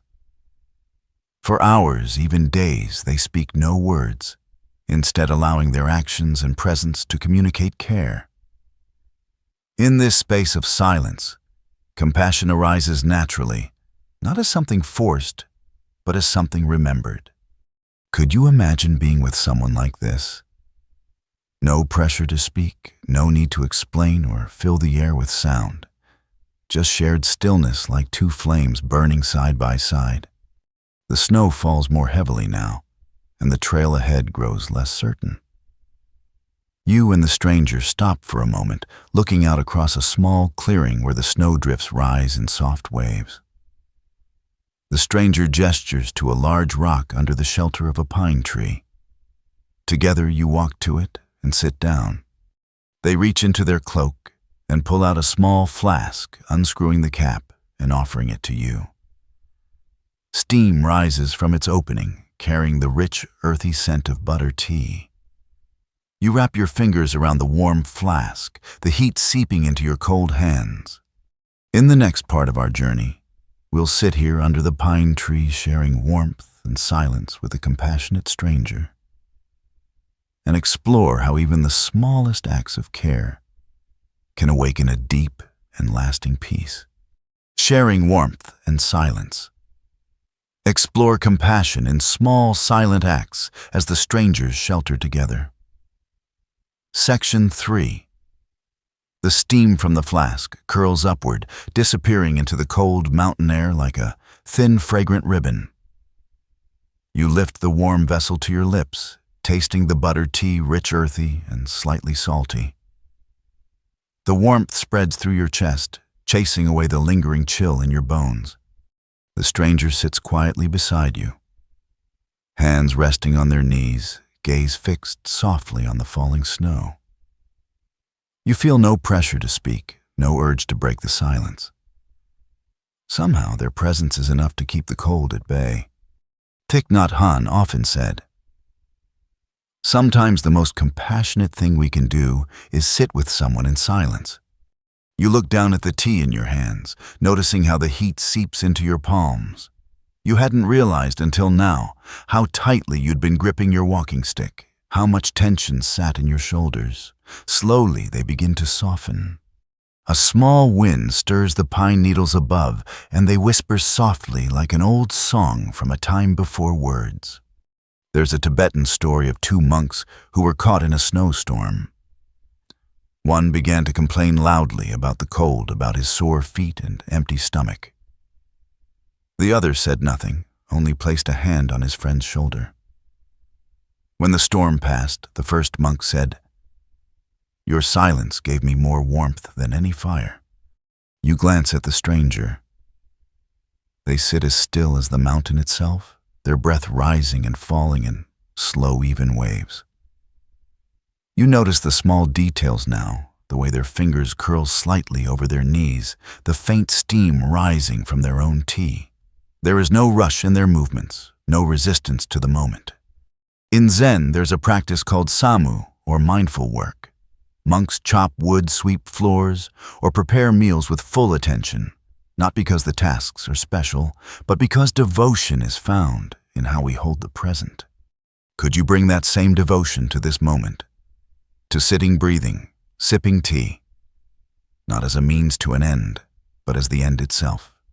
The stranger glances at you and gives a slight nod, as though sensing your thoughts. You feel your breath slow, even more matching theirs, as if you've been drawn into the quiet rhythm of their presence. The snow continues to fall thick and soft, blanketing the ground in a fresh layer of white. You watch a small bird land on a branch nearby, its feathers puffed against the cold. For a moment it seems as though the entire world is holding its breath, silent, still, and at peace. You take another sip of tea, letting the warmth fill you completely. The stranger reaches into their cloak and pulls out a small pouch. From it they remove a single prayer bead worn smooth with age and hold it out to you in an open palm. You hesitate, then take it gently. The bead feels warm, as though it carries a memory of many hands holding it before yours. In the next part of our journey, we'll listen as the stranger finally speaks, sharing a story of how a single act of compassion rippled through an entire village, changing lives in ways no one could have imagined. A bowl of butter tea. Discover mindfulness in the simple ritual of tea shared between wanderers. You roll the small, worn bead gently between your fingers, feeling its smooth surface. It's light, yet somehow it carries a quiet weight, like the echo of countless prayers whispered into the vast Tibetan sky. The stranger sits across from you now, their tea flask balanced carefully on a rock. For the first time, they speak. Their voice is soft and low, like the wind weaving through the pines. There was a village not far from these mountains where winter came early one year. The snow fell for days, and the people feared they would not survive the season. You listen, the bead warm in your hand, as the stranger's story flows with the same gentle cadence as the falling snow. A woman in the village had only enough barley flour and butter for a single bowl of tea. As she sat by her fire, she heard a knock at the door. It was a stranger, cold and hungry.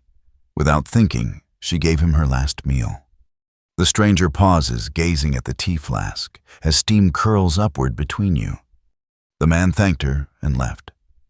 That night a storm swept through the valley. But the woman's small house was untouched. Her neighbors asked why, and she said, "Perhaps the wind found nothing to take because my hands were already empty." You feel the words settle in your chest, like the warmth of butter tea spreading through your body. The stranger continues.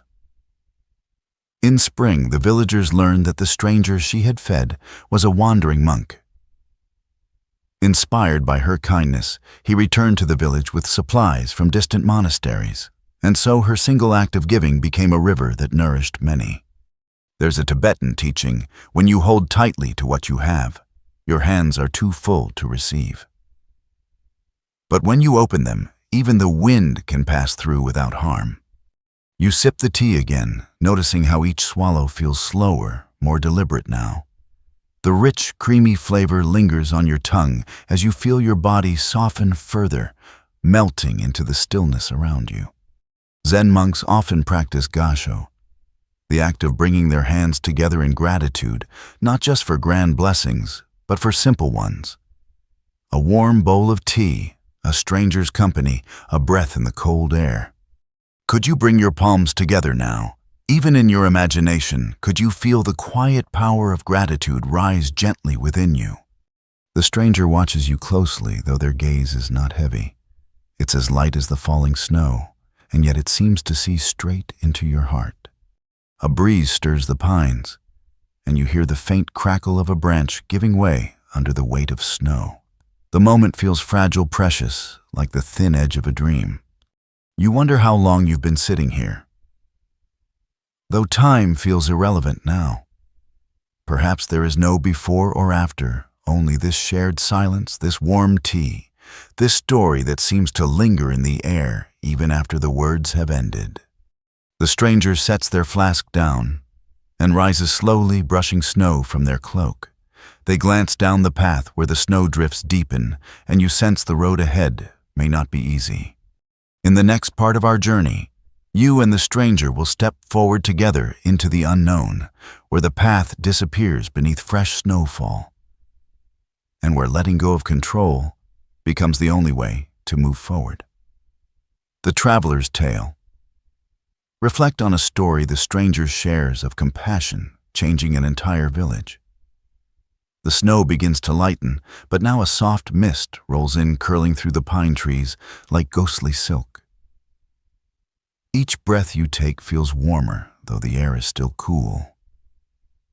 The stranger walks a few paces ahead, their cloak blending with the fog so seamlessly it's as if they're becoming part of the forest itself. You quicken your pace to keep them in view, but something in your chest tightens, not from fear, but from the quiet knowledge that this moment, like all moments, will not last forever. The Buddha once said, "All meetings are beginnings of partings." The stranger pauses near a gnarled cedar tree and turns to face you. Their expression is soft. their kind eyes meeting yours in a way that makes the world seem still again. They raise a hand, not in farewell, but in a gesture of stillness. You stop where you are, the snow muffling all sound. There's a Tibetan story of a compassionate wanderer who visited a small village. He mended roofs, shared food, and tended the sick. When spring came and he left without a word, the villagers were heartbroken. But in his absence, they began helping one another in the ways he had shown them. One child asked, "Why did he go?" An elder replied, "Because his gift was never meant to be his presence. It was the kindness he left behind." The stranger's gaze seems to say the same thing. Now I was never here to stay. I was here to awaken what was already in you. A breeze stirs the mist, and their form grows fainter, their outline softening until only the movement of the fog remains. You take a step forward, but there are no footprints in the snow, now yours or theirs. The forest feels empty, yet not lonely. Instead, it hums with something you can't quite name. In Zen practice, monks speak of mujo, the impermanence of all things. They believe each encounter, no matter how brief, leaves a ripple in the heart. Could you honor that ripple now? Could you let it spread softly through your chest, carrying gratitude for what was shared and peace with what is past? You close your eyes and take a long, steady breath. When you open them, the mist has begun to clear. The trees stand silently around you, and the snow glistens like 1,000 tiny mirrors reflecting the sky. The stranger is gone, but somehow their warmth remains, like the lingering scent of pine, like the faint echo of a bell long after it has been struck. You adjust your scarf and begin walking again. Each step feels lighter now, your heart carrying a lesson too vast for words that compassion needs no witness to exist, no reward to be real. In the next part of our journey, we'll reflect on this gift, the unseen ripple of kindness that continues long after the compassionate stranger has disappeared into the mist. The path ahead vanishes. A lesson on letting go of control as the road disappears in a snowstorm.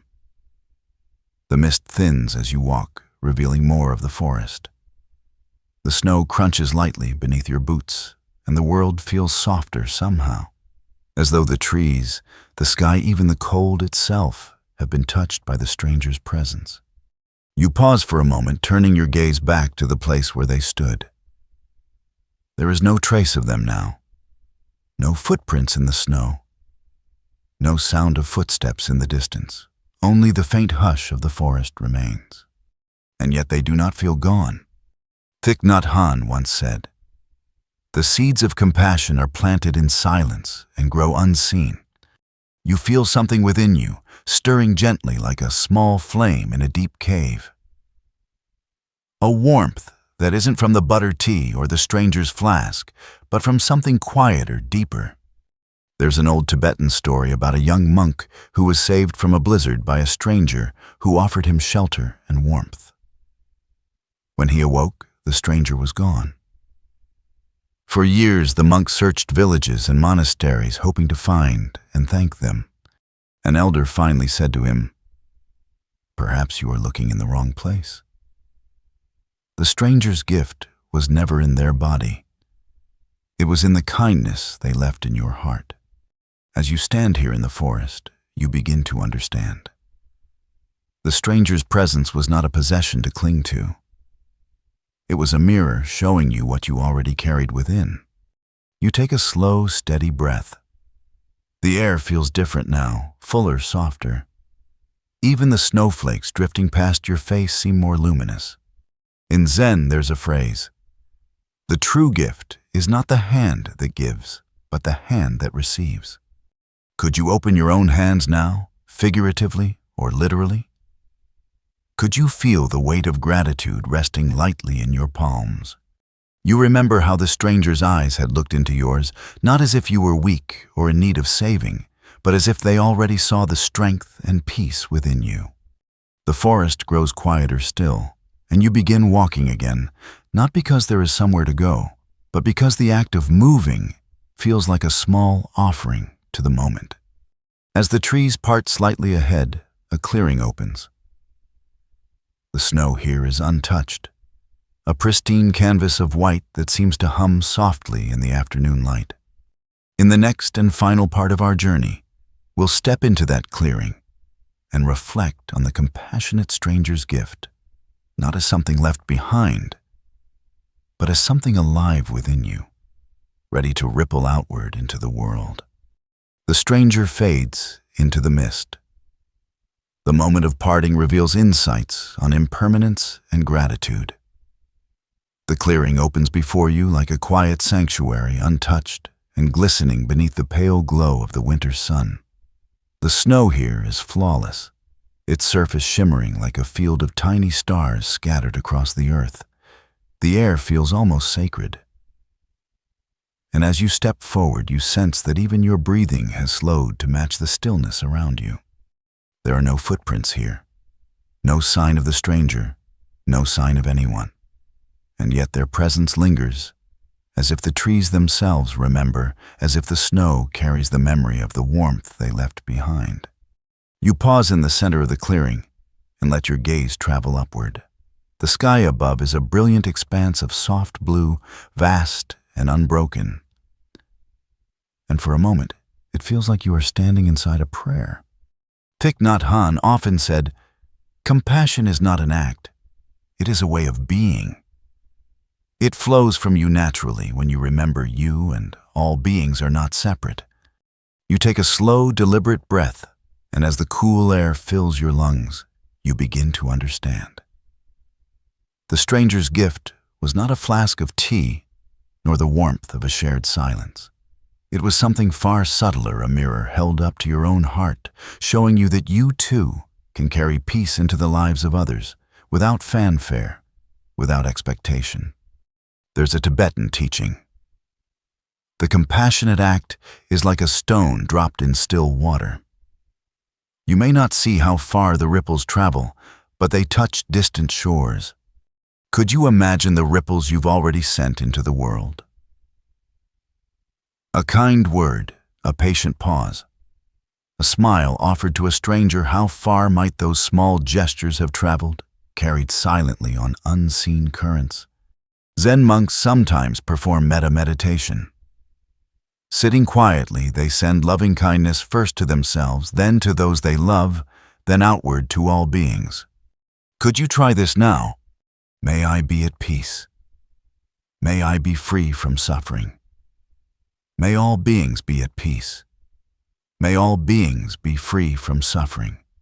You feel the warmth in your chest spreading outward like the light of a candle slowly filling a darkened room. The clearing seems to hum softly now, as though the earth beneath your feet is breathing with you. You realize there is nothing more to do, no lesson left to learn. The stranger's gift has already been received.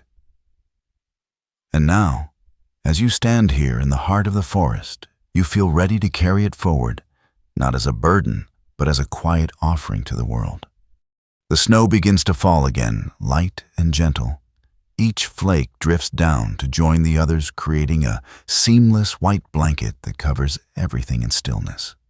You close your eyes and let the hush of the forest wrap around you like a warm cloak. Wind down. The forest fades softly in your mind as your breath slows, deepening into a gentle, easy rhythm. You feel the weight of your body sink into the bed beneath you, as though the earth itself is holding you steady and safe. Picture yourself standing once more in the snowy clearing. The air is cool, but you feel no chill. Instead, a warm sense of ease spreads through your chest, out to your fingers and toes. The compassionate stranger's presence lingers like a faint fragrance in the air, not to cling to, but to remind you kindness lives on, long after footsteps fade. Each breath in is a gift. Each breath out a soft release. You are enough. You are safe. And even now, in this quiet moment, you are part of the great unseen web of compassion that binds all beings together. Let sleep take you gently as if the forest itself is whispering you into rest. The gift of compassion. Conclude with a reflection on the ripples of kindness and the deep peace they bring. Hey guys, tonight we're going to explore some timeless Zen stories that have helped people find peace and relaxation for centuries. If your mind's been racing all day, these tales might gently pull you back to the stillness waiting within. Picture yourself stepping softly into a quiet forest at dusk. The air is cool, scented with pine and damp earth. Somewhere nearby you hear the faint sound of water, a gentle, steady trickle that beckons you closer. In our busy lives, it's easy to forget that calm isn't out there. It's already yours to uncover. Sometimes it's found in the simplest places, like a stream winding its way through mossy stones. So before you get comfortable, take a moment to like the video and subscribe, but only if you genuinely enjoy what I do here. And I'd love to know where you're listening from tonight. Drop your city and local time in the comments below.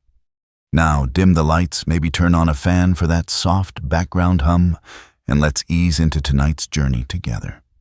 You follow a narrow trail lined with ferns, the forest floor springy beneath your feet. With each step, the sound of flowing water grows louder.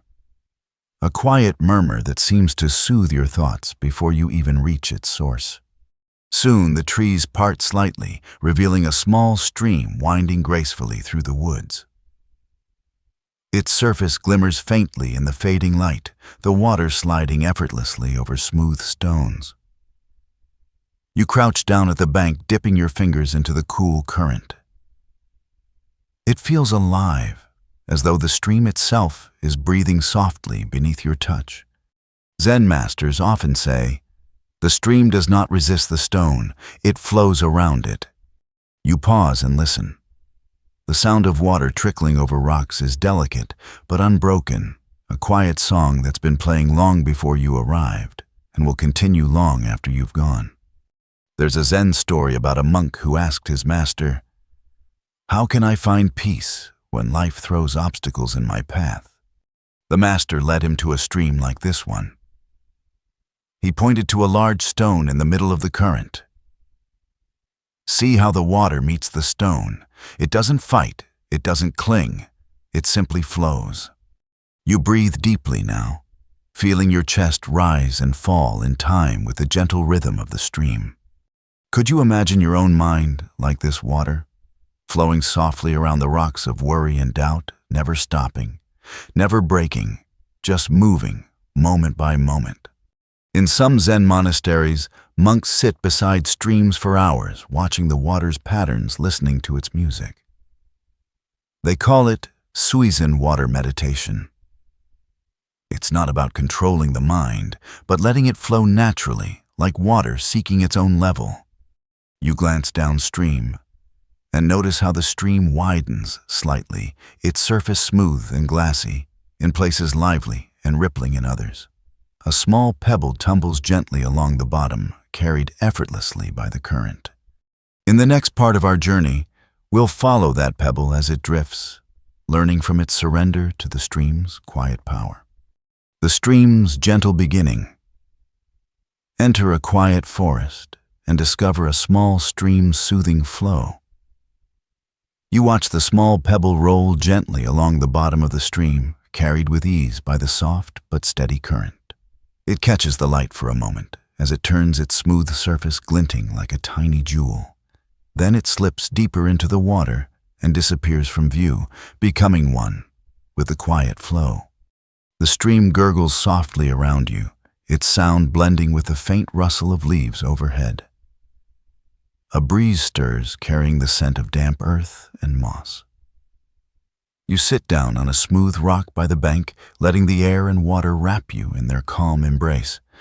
Zen masters often remind their students to go with the flow is not weakness, it is wisdom. There's a story of a monk who carried a heavy burden, not in his hands, but in his mind.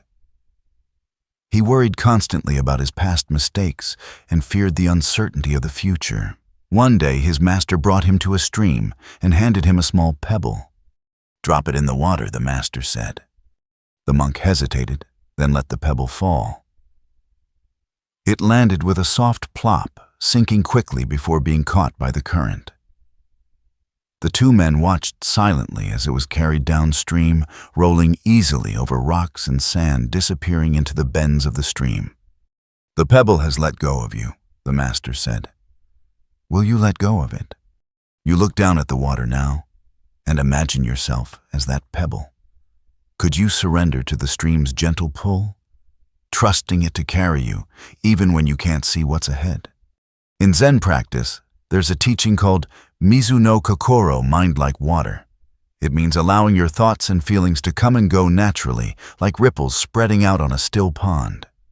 What would happen if you stopped trying to hold yourself rigid against life's current? Could you let it carry you for a while, like the pebble letting itself be moved? The stream hums on, soft and constant. You notice how it doesn't rush, yet it never stops. It accepts every twist and turn, every obstacle and detour without complaint. Some monks say that we spend much of life trying to swim upstream, fighting the natural flow of things.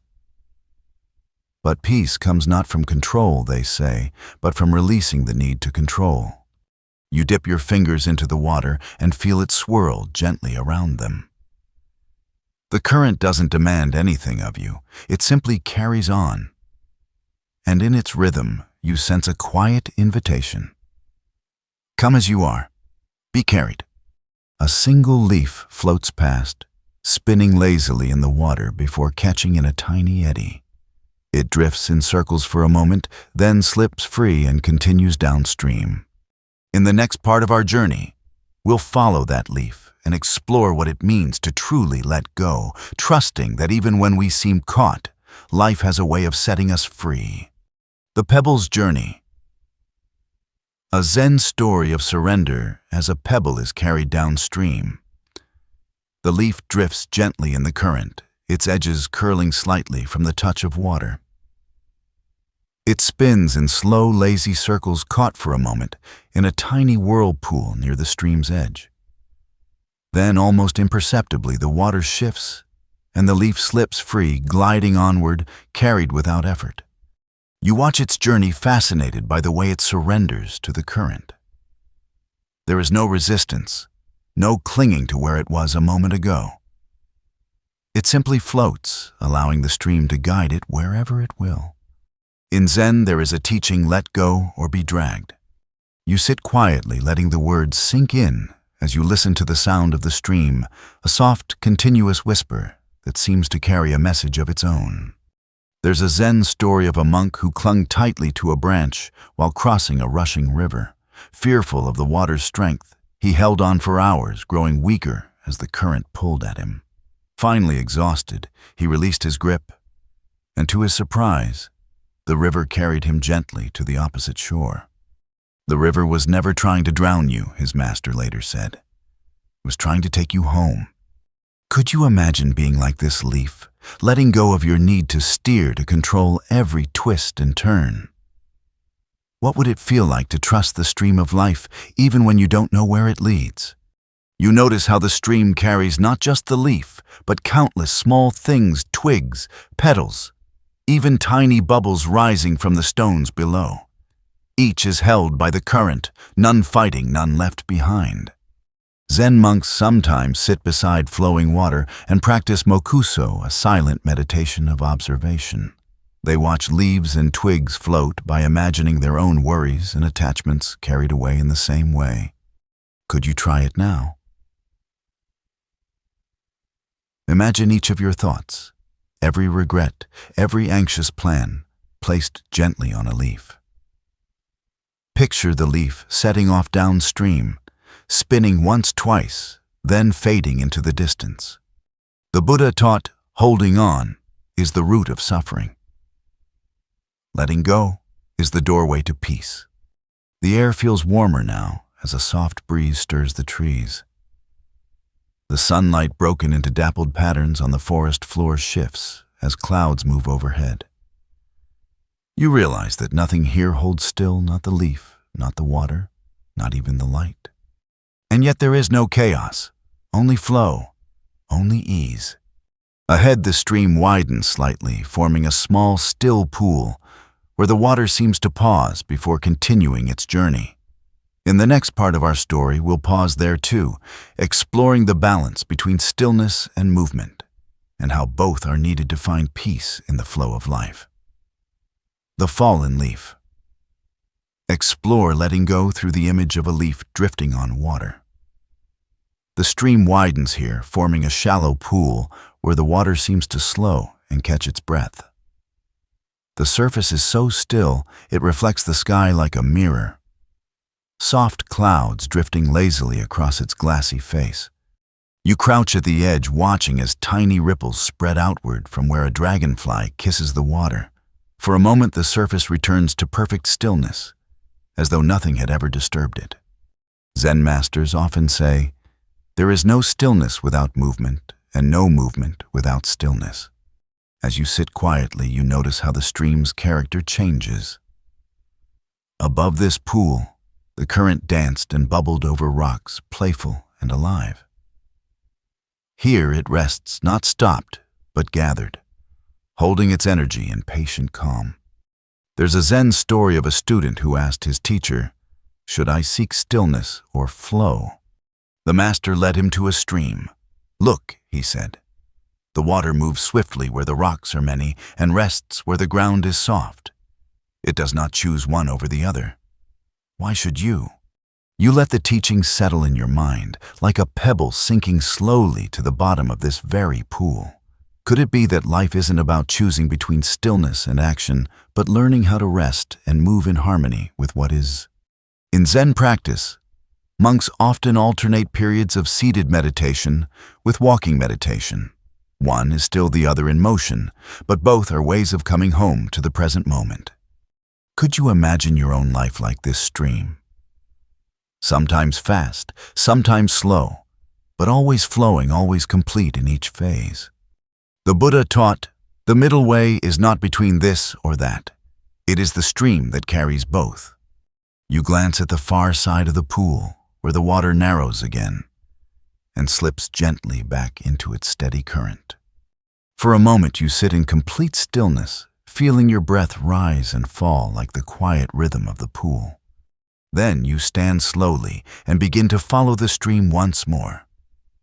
Its voice changes as it flows under a low wooden bridge ahead, the sound deepening, echoing softly in the space beneath the planks.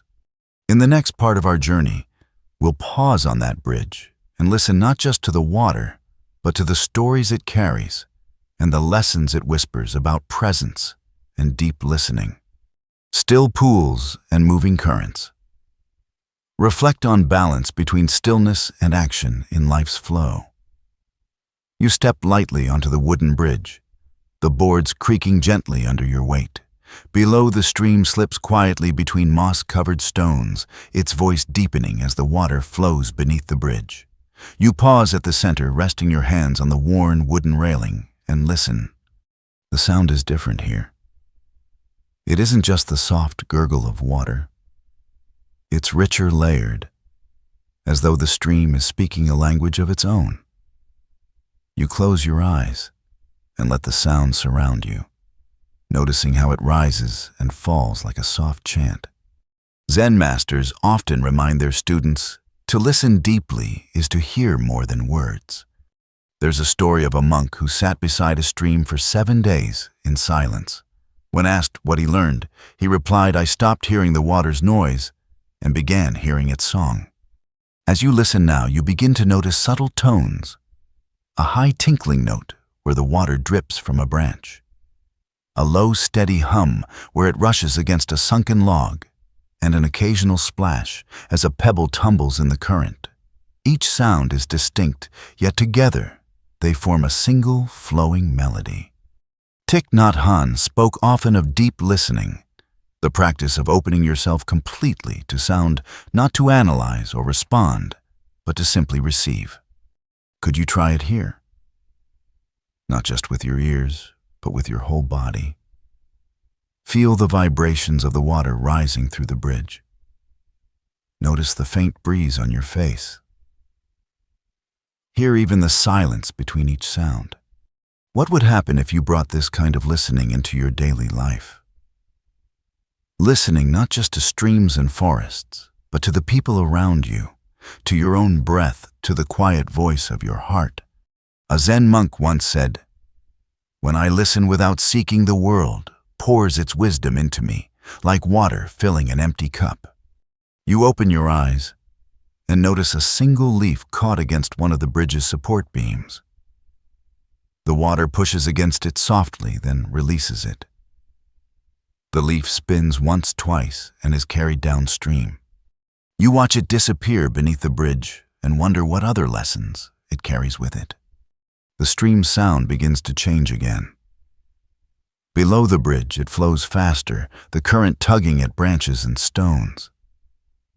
Ahead, you see where the water once pooled behind a man-made dam, but the structure is cracked now, broken in places, allowing the water to flow freely once more. In the next part of our journey, we'll pause there and explore the lesson of release, the quiet power of letting go and allowing life's current to carry you where it will. The Bridge of Listening, a teaching on mindful listening and how water teaches presence. You step off the bridge and follow the stream as it quickens, its voice rising from a soft murmur to a playful chatter. Soon you see the remnants of a small dam, its stones cracked and broken water gushing freely through gaps where it had once been held back. The air feels fresher here, as though the stream itself is sighing in relief, finally released from its constraints. Zen teachers often remind their students, water held back stagnates, water released becomes alive again. You crouch near the edge of the dam and watch as the freed current tumbles over the stones, swirling into eddies, then smoothing out as it flows onward. The stream doesn't hesitate, doesn't cling to its former boundaries. It simply moves forward, full of energy and ease. There's an old Zen parable about a farmer who built a dam to control the stream that ran through his field. For a time, it worked. His crops flourished, and the water stayed where he wanted it. But one spring, a great rain came, and the dam cracked. Panicked, the farmer tried to hold the stones together with his hands. But the harder he pushed, the more the water surged, until the dam broke completely. At first, the farmer despaired. But as he watched the water spread naturally through the valley, nourishing wild flowers and filling empty ponds, he realized the stream was never mine to hold. Its gift was not in being controlled, but in its freedom to flow. You sit still, letting that teaching settle into you. Could it be that your own efforts to hold life tightly, to control outcomes, to hold back emotions, are like the farmer's dam? What would it feel like to let go? To trust the current to find its own way. In Zen monasteries, there's a practice called letting the bowl float. After meals, monks release their wooden bowls into a river and watch them drift away. It's a reminder that everything we hold, possessions, roles, even relationships, must eventually be released. Could you picture yourself releasing a bowl now? Imagine it holding something you've been gripping tightly. A worry, a plan, a memory. Watch it set off downstream, spinning gently until it disappears around a bend. The Buddha said, "In letting go, we find the freedom to flow." You rise slowly, feeling a lightness in your chest, as though some unseen weight has lifted. The stream rushes past your feet with a joyful sound, bubbles catching the light like tiny jewels. Up ahead, the water slows again, spreading wide and reflecting the glow of the evening sky. The surface is so calm, it mirrors the pale moon rising between the treetops. In the next part of our journey, we'll pause by this moonlit water and explore the ripple effect of small acts, how even the gentlest movement can spread peace across the stillest of surfaces. The broken dam. Learn the lesson of release through a parable of a farmer and a stream. The stream widens once more, and now it feels almost like a lake, its surface so smooth. It reflects the rising moon perfectly, as though a glowing pearl floats in its depths. You step softly to the edge and sit on a mossy stone, feeling the cool evening air wrap around you like a gentle shawl. The sound of rushing water has faded here. Instead, there is a deep, expansive quiet, broken only by the occasional plop of a fish jumping or the whisper of wind brushing across the surface. You pick up a small pebble and hold it in your palm, feeling its smooth weight. With a flick of your wrist, you toss it gently into the water. Plop. Ripples spread outward in widening circles, their delicate rings gliding across the surface until they touch the far banks and fade into stillness. Zen teachers often remind their students the smallest touch creates endless ripples. There's a story of a young monk who worried that his efforts to live with kindness were too small to matter. His master took him to a still pond and handed him a pebble. "Drop it," the master said. As the ripples spread, the master whispered, "So too does your compassion. You will never see its furthest reach, but trust that it travels." You close your eyes and imagine your own small acts. Times you smiled at a stranger, offered a kind word, or simply listened to someone who needed to speak. Each one was a pebble, wasn't it? Sent out into the world, its ripples unseen yet surely felt. Could you let go of needing to know where your ripples reach? Could you trust that peace spreads not from great waves, but from countless gentle touches? In Zen practice, there is a meditation called canon, in which practitioners visualize compassion flowing out from their hearts like water touching every being near and far. Could you try this now? With each breath in, imagine gathering warmth in your chest. With each breath out, picture it radiating outward, first filling the room, then the street beyond, then the whole world. As you open your eyes, you see the moon's reflection ripple slightly where a frog has leapt into the water. The circles spread until they reach you, lapping softly at your stone perch. You realize that you too are part of this pattern, sending and receiving ripples, a thread woven into the stream's endless flow. Up ahead, the water narrows once more, slipping quietly into the forest beyond. You rise slowly, feeling your body move like the current, unhurried, graceful at ease. In the final part of our journey, we'll follow the stream's last stretch and discover what it means to become the flow, to stop resisting and merge fully with the quiet power of life itself. Ripples in the moonlight. Contemplate how small actions create waves of peace. You follow the stream as it slips back into the forest, narrowing into a gentle ribbon of water that glides smoothly over mossy stones. The sound here is softer now, like a quiet breath exhaled in peace. The trees lean over the banks, their branches forming a canopy of green and silver where the moonlight filters through. You walk slowly, feeling each step connect you more deeply to the earth. The air feels different, not just cool, but full, as though every molecule carries a quiet wisdom. Zen masters often teach, to know peace is to become the flow.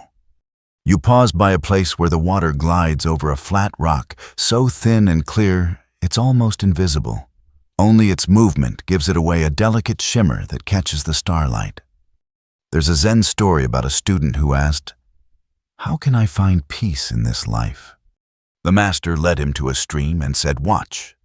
The student saw the water flowing, sometimes fast, sometimes slow, sometimes swirling briefly in eddies before rejoining the main current. The stream never clings, the master said. It meets rocks, bends around them, and keeps moving. It doesn't ask where it is going. It simply flows. Can you do the same? You kneel at the water's edge and dip your hand into the stream. The coolness slips across your skin and continues downstream, impossible to grasp.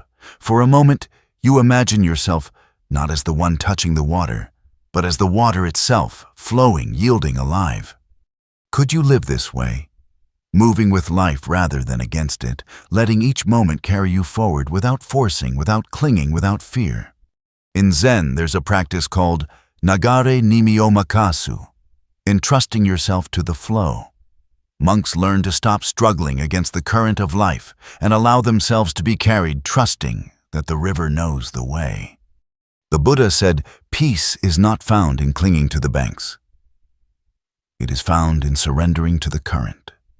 You take a long, steady breath, feeling your body soften, as though some deep part of you has remembered this truth. The stream continues onward, curving out of sight into the trees. You realize there is no need to follow it. You are already part of it, just as it is part of you. The forest quiets even further now. The only sound is the gentle lap of water and your own breath, which rises and falls like a tide within you. You close your eyes, letting the stillness settle. There is nowhere to go, nothing to do.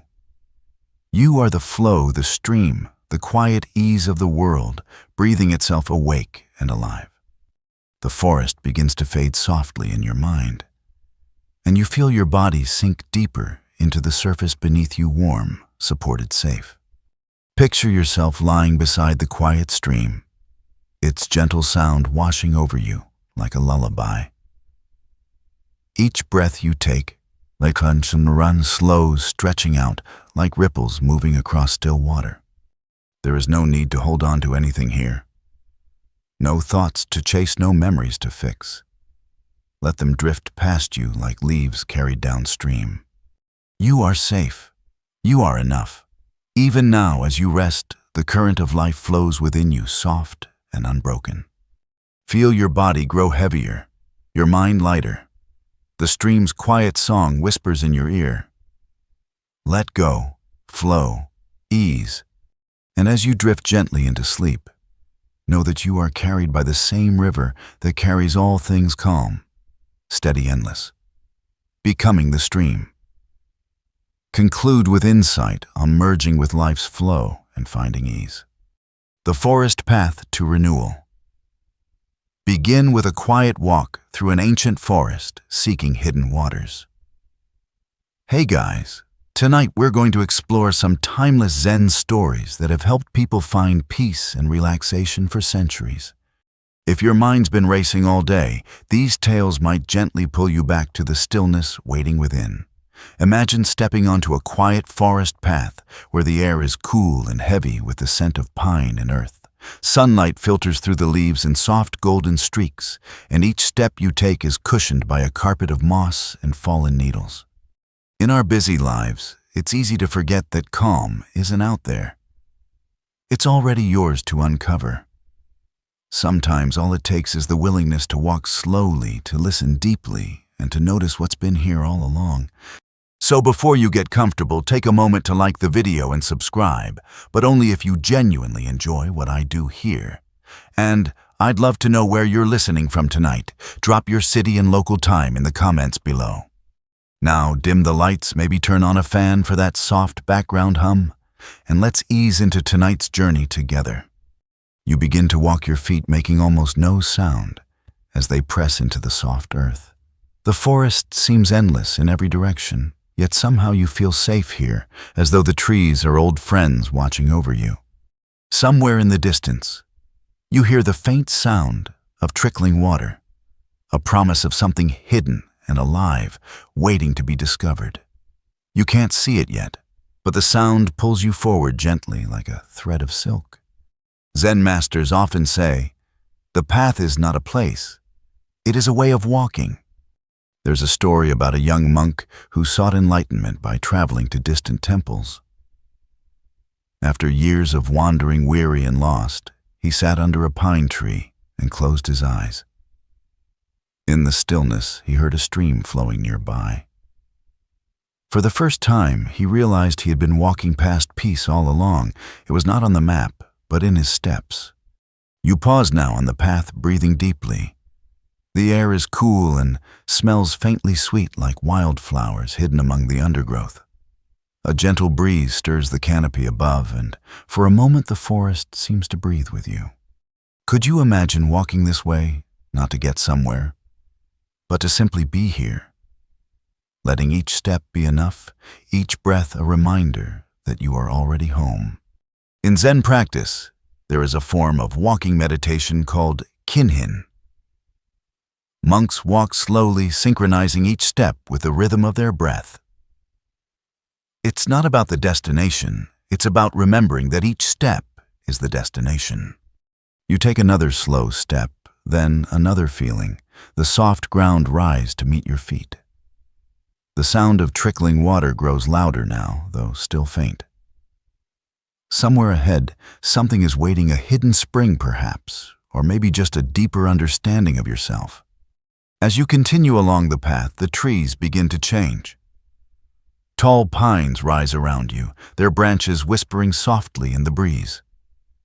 In the next part of our journey, we'll pause among these whispering pines and listen not just with our ears, but with our whole being to their lessons of stillness and breath. The whispering pines. Pause among tall pines and hear their lessons of stillness and breath. The path narrows as you move deeper into the forest, and soon you find yourself surrounded by towering pines. Their trunks are straight and strong, their needles forming a soft green ceiling high above. When the wind passes through the branches, sway gently, and the sound it creates is unlike anything else, a low, soothing whisper like the forest itself is breathing. You pause and rest your hand on the rough bark of one tree. It feels cool and solid under your palm, its surface etched with the lines of countless seasons. You lean against it for a moment, letting its strength steady you, and close your eyes. The whisper of the pines fills your ears. At first, it seems random, like wind moving aimlessly. But the longer you listen, the more it begins to feel like a rhythm, a soft pulse that matches the rise and fall of your breath. In Zen, there is a saying, "The trees do not strive to grow, they simply stand." There's an old story of a monk who struggled to calm his mind. His teacher sent him to sit in a pine grove for 7 days. The monk returned transformed. "What did the trees teach you?" the teacher asked. The monk replied, "They do not rush. They do not resist. They simply let the wind pass through." You open your eyes and look around. The pines seem alive in their stillness, not rigid, but supple and yielding, swaying with the breeze, rather than fighting it. Could you be like these trees, rooted deeply yet soft enough to let life's winds move through you without resistance? You take a slow breath in, feeling the cool air fill your lungs. As you exhale, you imagine your worries drifting upward into the branches above, carried away on the whispering wind. In Zen practice, monks sometimes stand in forests like this and synchronize their breathing with the sway of the trees. Each inhale draws in peace. Each exhale releases tension. Could you try it now? In your mind, breathe in gently. Imagine drawing the forest's calm into your body. Breathe out slowly. Let go of any tightness in your shoulders, your chest, your thoughts. A pine cone drops softly to the ground nearby.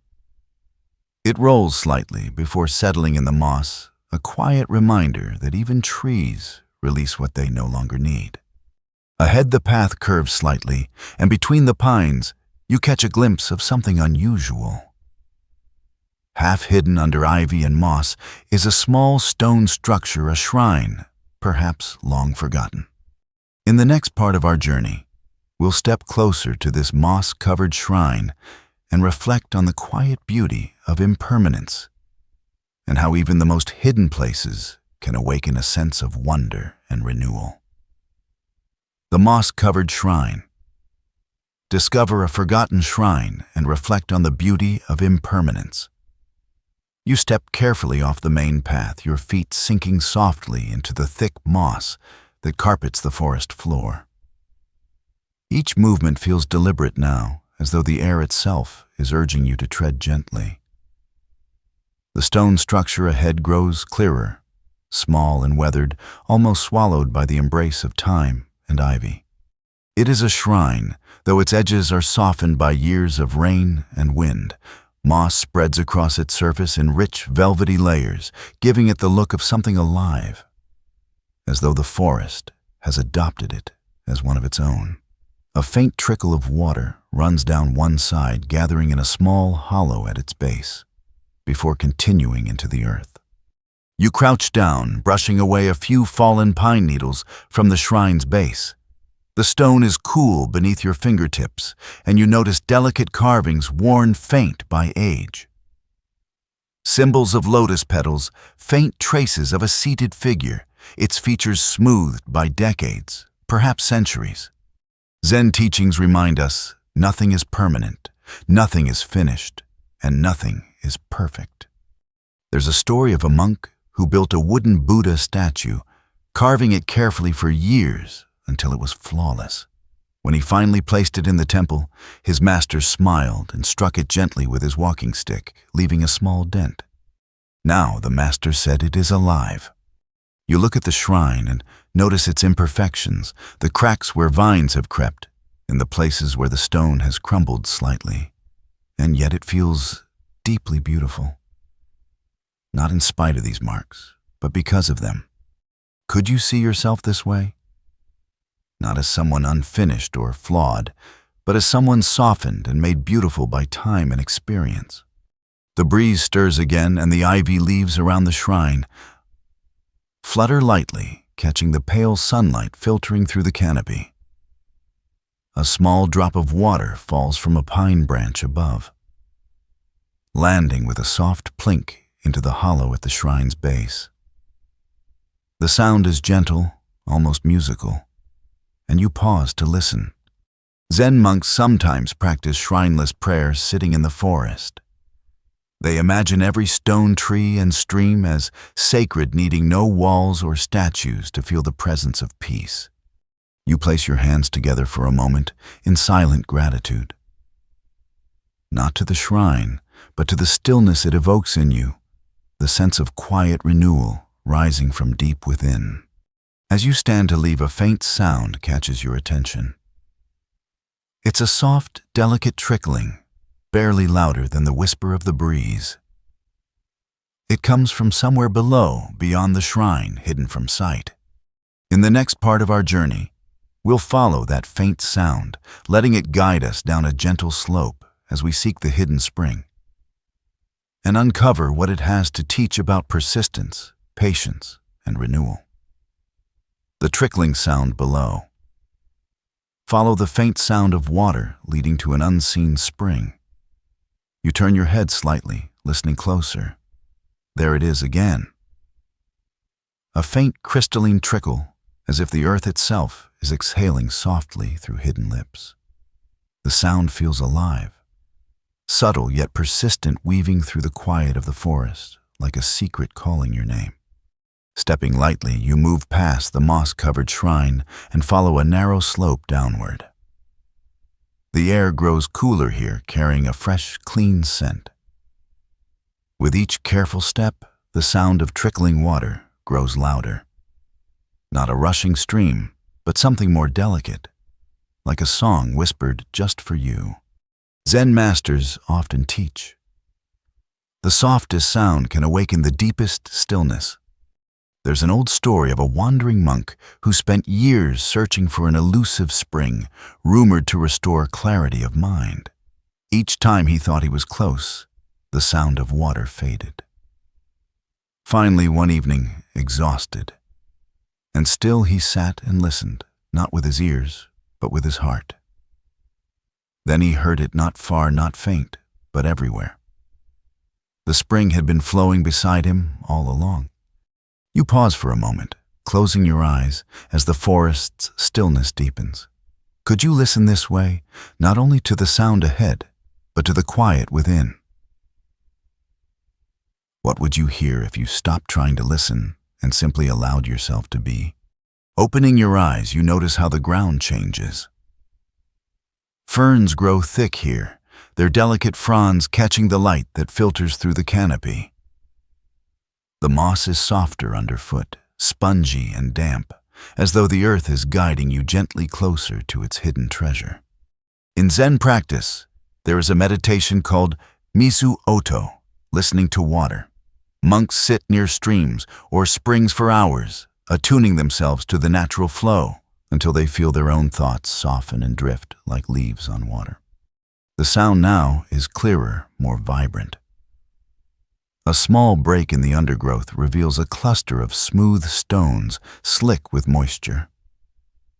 Water spills softly from between them, bubbling up in tiny streams that merge into a delicate pool before continuing down the slope.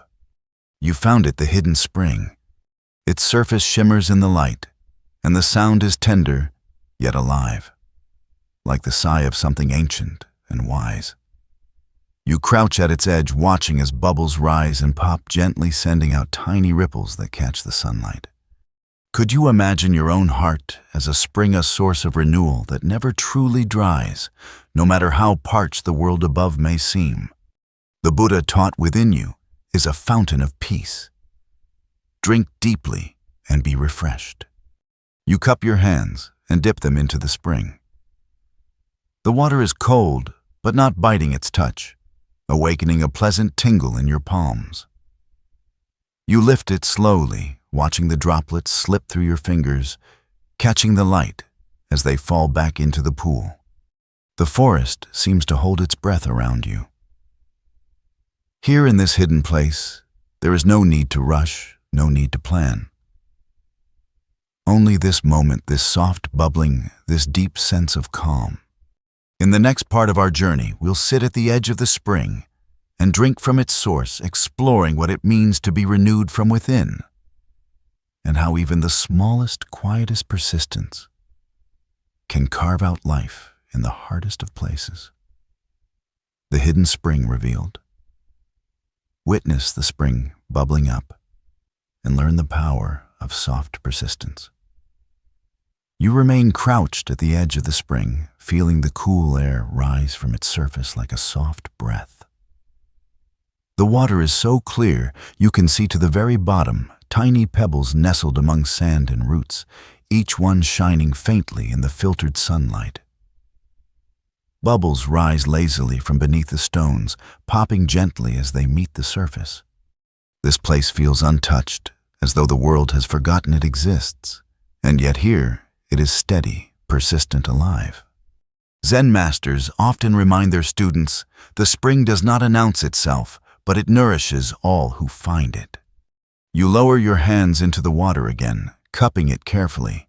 As you lift it toward your lips, droplets slip through your fingers and return to the pool, their tiny splashes barely disturbing the stillness.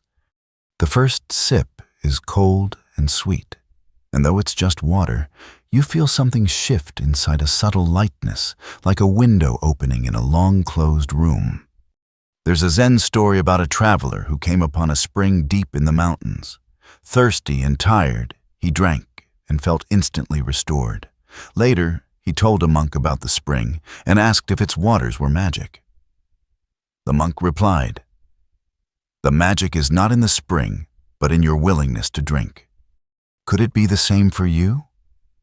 Renewal isn't something to find. It's something to allow, already flowing within you like this quiet spring.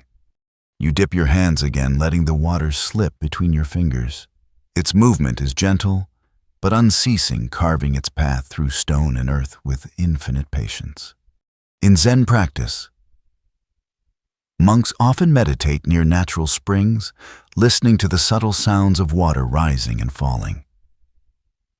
They say that in these moments, they can feel the world's pulse aligning with their own. Could you imagine sitting like this, not reaching for anything?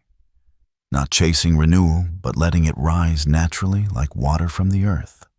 The Buddha taught peace flows like water from the depths of your own heart. A bird calls softly from the trees above its voice, blending with the faint trickle of the spring. The air feels fresher now, carrying the scent of damp moss and earth. You close your eyes, breathing in deeply. For a moment you feel as if you are the spring itself, still and alive. Offering without asking, flowing without effort. When you open your eyes, a single leaf drifts gently onto the surface of the water. It spins in slow circles, sending tiny ripples outward. In the next part of our journey, we'll watch those ripples spread and reflect on how even the smallest acts, like a drop of water in a hidden spring, can send waves of renewal far beyond what we can see. Drinking from the source. Sip the pure water and explore a Zen teaching on renewal and letting go. The leaf drifts slowly on the surface of the spring, its edges curling as the water carries it in delicate spirals. Each movement creates soft ripples that fan outward, touching the stones at the spring's edge before fading back into stillness. You sit on a flat rock nearby, the coolness of the stone grounding you. In your hands, you hold another small sip of the spring water. It's clear and cold, its taste simple yet deeply satisfying, as though it's not just quenching your thirst, but nourishing something deeper within you. Zen masters often say, to drink deeply is not to consume, but to awaken. You pause, cupping the water in your palms, and watch as droplets slide between your fingers, returning to the pool. Even as you lift your hands, the spring continues to flow effortlessly, giving without pause, without expectation. There's a Zen parable about a teacher who told his students, "A spring does not choose who may drink. It gives to all who come near."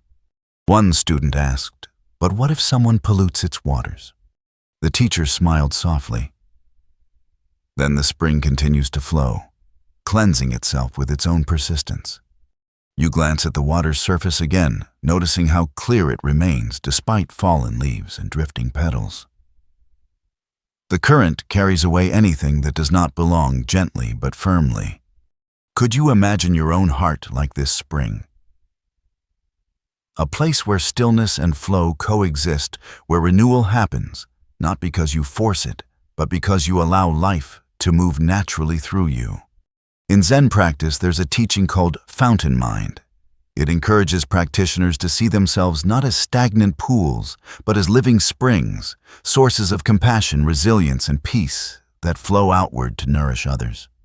What would happen if you stopped trying to refill yourself and simply allowed your inner spring to emerge? Knowing it has always been there. A breeze stirs the air, and a small cluster of petals falls from the trees above, landing gently on the water's surface. You watch as they join the leaf in its slow journey, each ripple merging with the next until the entire pool seems alive with motion. The Buddha once said, "From a single drop comes a river. From a single breath, peace may spread to the world." You close your eyes and take a long, steady breath. As you exhale, imagine your own stillness sending out ripples, tiny waves of ease and kindness moving quietly into the world around you. When you open your eyes, you notice how the spring's water flows onward, trickling over the stones and disappearing into the forest beyond. Though you cannot see where it goes, you sense its presence will be felt far from here. In the next part of our journey, we'll follow the stream as it leaves the spring, observing how its gentle ripples touch everything in their path and exploring the interconnectedness of all beings. The ripple effect. Watch ripples spread across the spring and reflect on interconnectedness. You rise slowly from the rock and begin to follow the water as it trickles out of the spring, weaving its way down a narrow channel lined with moss and ferns. The sound is gentle, like a soft song whispered by the earth itself. Each drop seems to carry the memory of the hidden spring, bringing its cool freshness to whatever lies ahead. As you walk, you notice how the stream begins to widen, its flow becoming steadier. Small ripples form where pebbles break the surface, sending delicate waves outward. You pause for a moment, crouching to watch as a single ripple meets another and then another, until the entire surface seems alive with gentle motion. Zen teachers often remind their students, every action creates ripples, and those ripples touch what we cannot see. There's a story about a monk who lived in a quiet mountain village. Each morning, he swept the temple steps in silence. When asked why he put so much care into such a simple task, he said, "Because each movement I make here sends ripples into the world." A kind sweep creates peace that travels farther than my hands will ever know. You gaze at the water now, seeing how even the smallest pebble can create waves that spread far beyond its point of impact. Could it be the same with your own thoughts, words, and actions? Could each quiet moment of mindfulness ripple outward in ways you may never witness? In Zen practice, there is a meditation called canon or compassion ripple. Monks sit silently imagining kindness flowing from their hearts in widening circles, first to themselves, then to loved ones, then to strangers, then to all beings. Could you try this now? Imagine a single drop falling gently into your heart. Watch as it sends ripples outward, first soothing your own worries, then reaching those closest to you. Then moving farther still, touching people you may never meet, in places you may never go. The Buddha taught peace in the heart becomes peace in the world. A breeze stirs the forest, and the leaves above you rustle softly.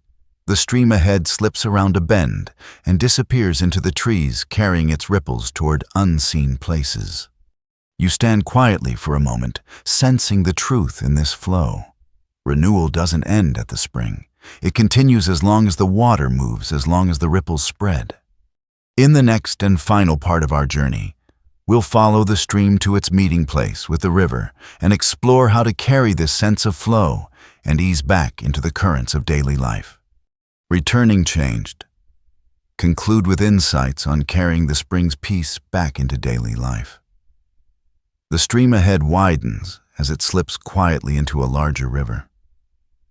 You follow it, stepping carefully over roots and stones until you reach the bank where the two currents meet. The sound here is deeper, steadier, a soft murmuring flow that seems to hold the voices of many waters merging into one. You stand still, watching as the clear, bright trickle from the hidden spring joins the river's broader current. There's no hesitation, no struggle. Just an effortless blending, the smaller flow becoming part of something vast. Zen teachers often say, the drop becomes the ocean, and the ocean becomes the drop. You crouch near the river's edge, tracing the surface with your fingertips. The water feels cool, alive, carrying the memory of the hidden spring and all the places it touched along the way. There's a story of a young monk who asked his master, "How can I bring the peace of the monastery into the noise of the world?" The master brought him to a river and said, "This river carries mountain springs, forest streams, and hidden springs like the one you visited. It does not cling to them or separate them. It flows as one. You too must flow. Could you carry this spring within you as you return to your own daily life?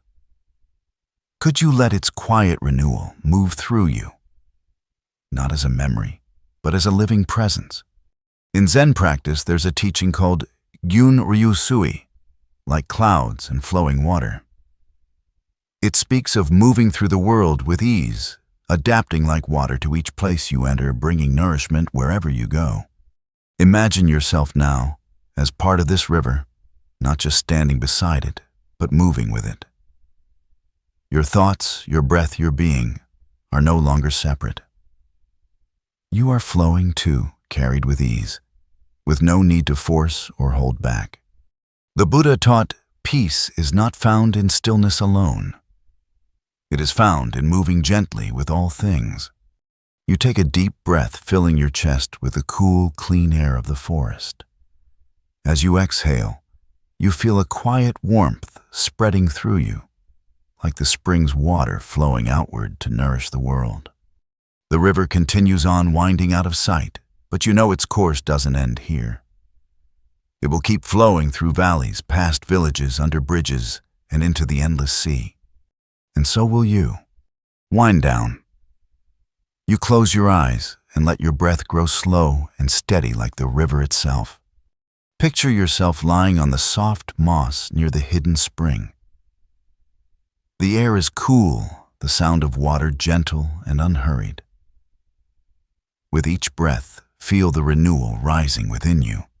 Not forced, not sought, but flowing naturally like water from the earth. There is no need to hold on, No need to resist. Let the current of life carry you soft and steady. As your body grows heavier and your thoughts grow lighter, feel each ripple of tension fade away. Imagine your worries drifting downstream, carried far from you, until they vanish completely. You are safe here. You are whole. And even as you drift into sleep, the hidden spring flows within you, still quiet, constant, infinite. The Whispering Lotus Garden. Enter a tranquil garden where Avalokitesvara's presence is felt in every petal. Hey guys, tonight we're going to explore some timeless Zen stories that have helped people find peace and relaxation for centuries. If your mind's been racing all day, these tales might gently pull you back to the stillness waiting within. Picture yourself walking barefoot through a quiet garden just after dawn. The air is cool and carries the faint scent of jasmine and lotus blossoms. Mist rises gently from the pond, curling around stone lanterns and low arching bridges as though the garden itself is exhaling in peace. In our busy lives, it's easy to forget that calm isn't out there. It's already yours to uncover. Sometimes, all it takes is slowing down enough to see it, to feel it, to remember that it was never lost. So before you get comfortable, take a moment to like the video and subscribe, but only if you genuinely enjoy what I do here. And I'd love to know where you're listening from tonight. Drop your city and local time in the comments below. Now dim the lights, maybe turn on a fan for that soft background hum, and let's ease into tonight's journey together. You step carefully along a moss-lined path, the stones cool beneath your feet. The sound of water trickling from a bamboo fountain fills the air with its soft, rhythmic cadence. To your left, a lotus pond stretches out like a mirror, its broad green leaves cradling blossoms in various stages of bloom. Some still tight buds, others opening wide to reveal layers of delicate white and pink petals. Zen masters often say, "The lotus blooms untainted even in muddy water." You pause beside the pond and watch as a dragonfly hovers above the surface, its gossamer wings catching the early sunlight. There's no rush here, no need to move quickly. The garden invites you to linger, to listen not just with your ears, but with your whole being.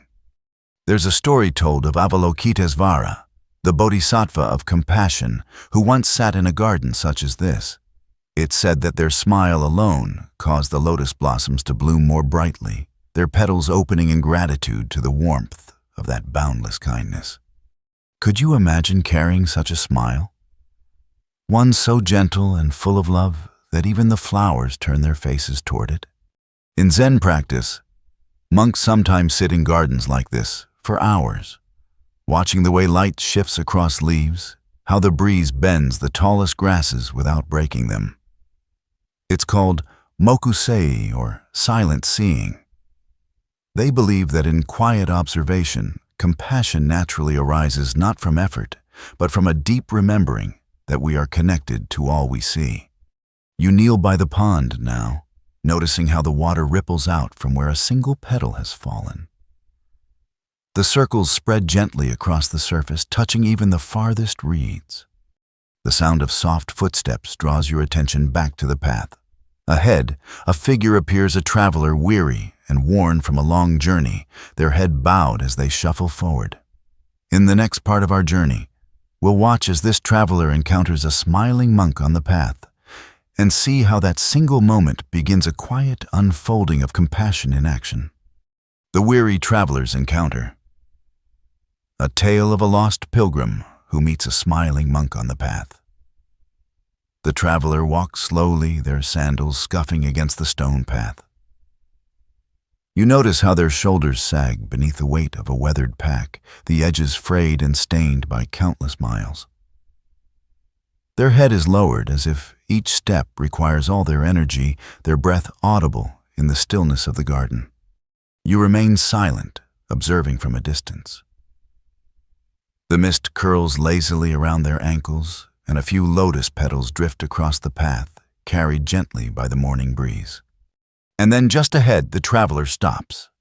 A monk stands at the edge of the path, sweeping fallen leaves into a neat pile with a handmade broom.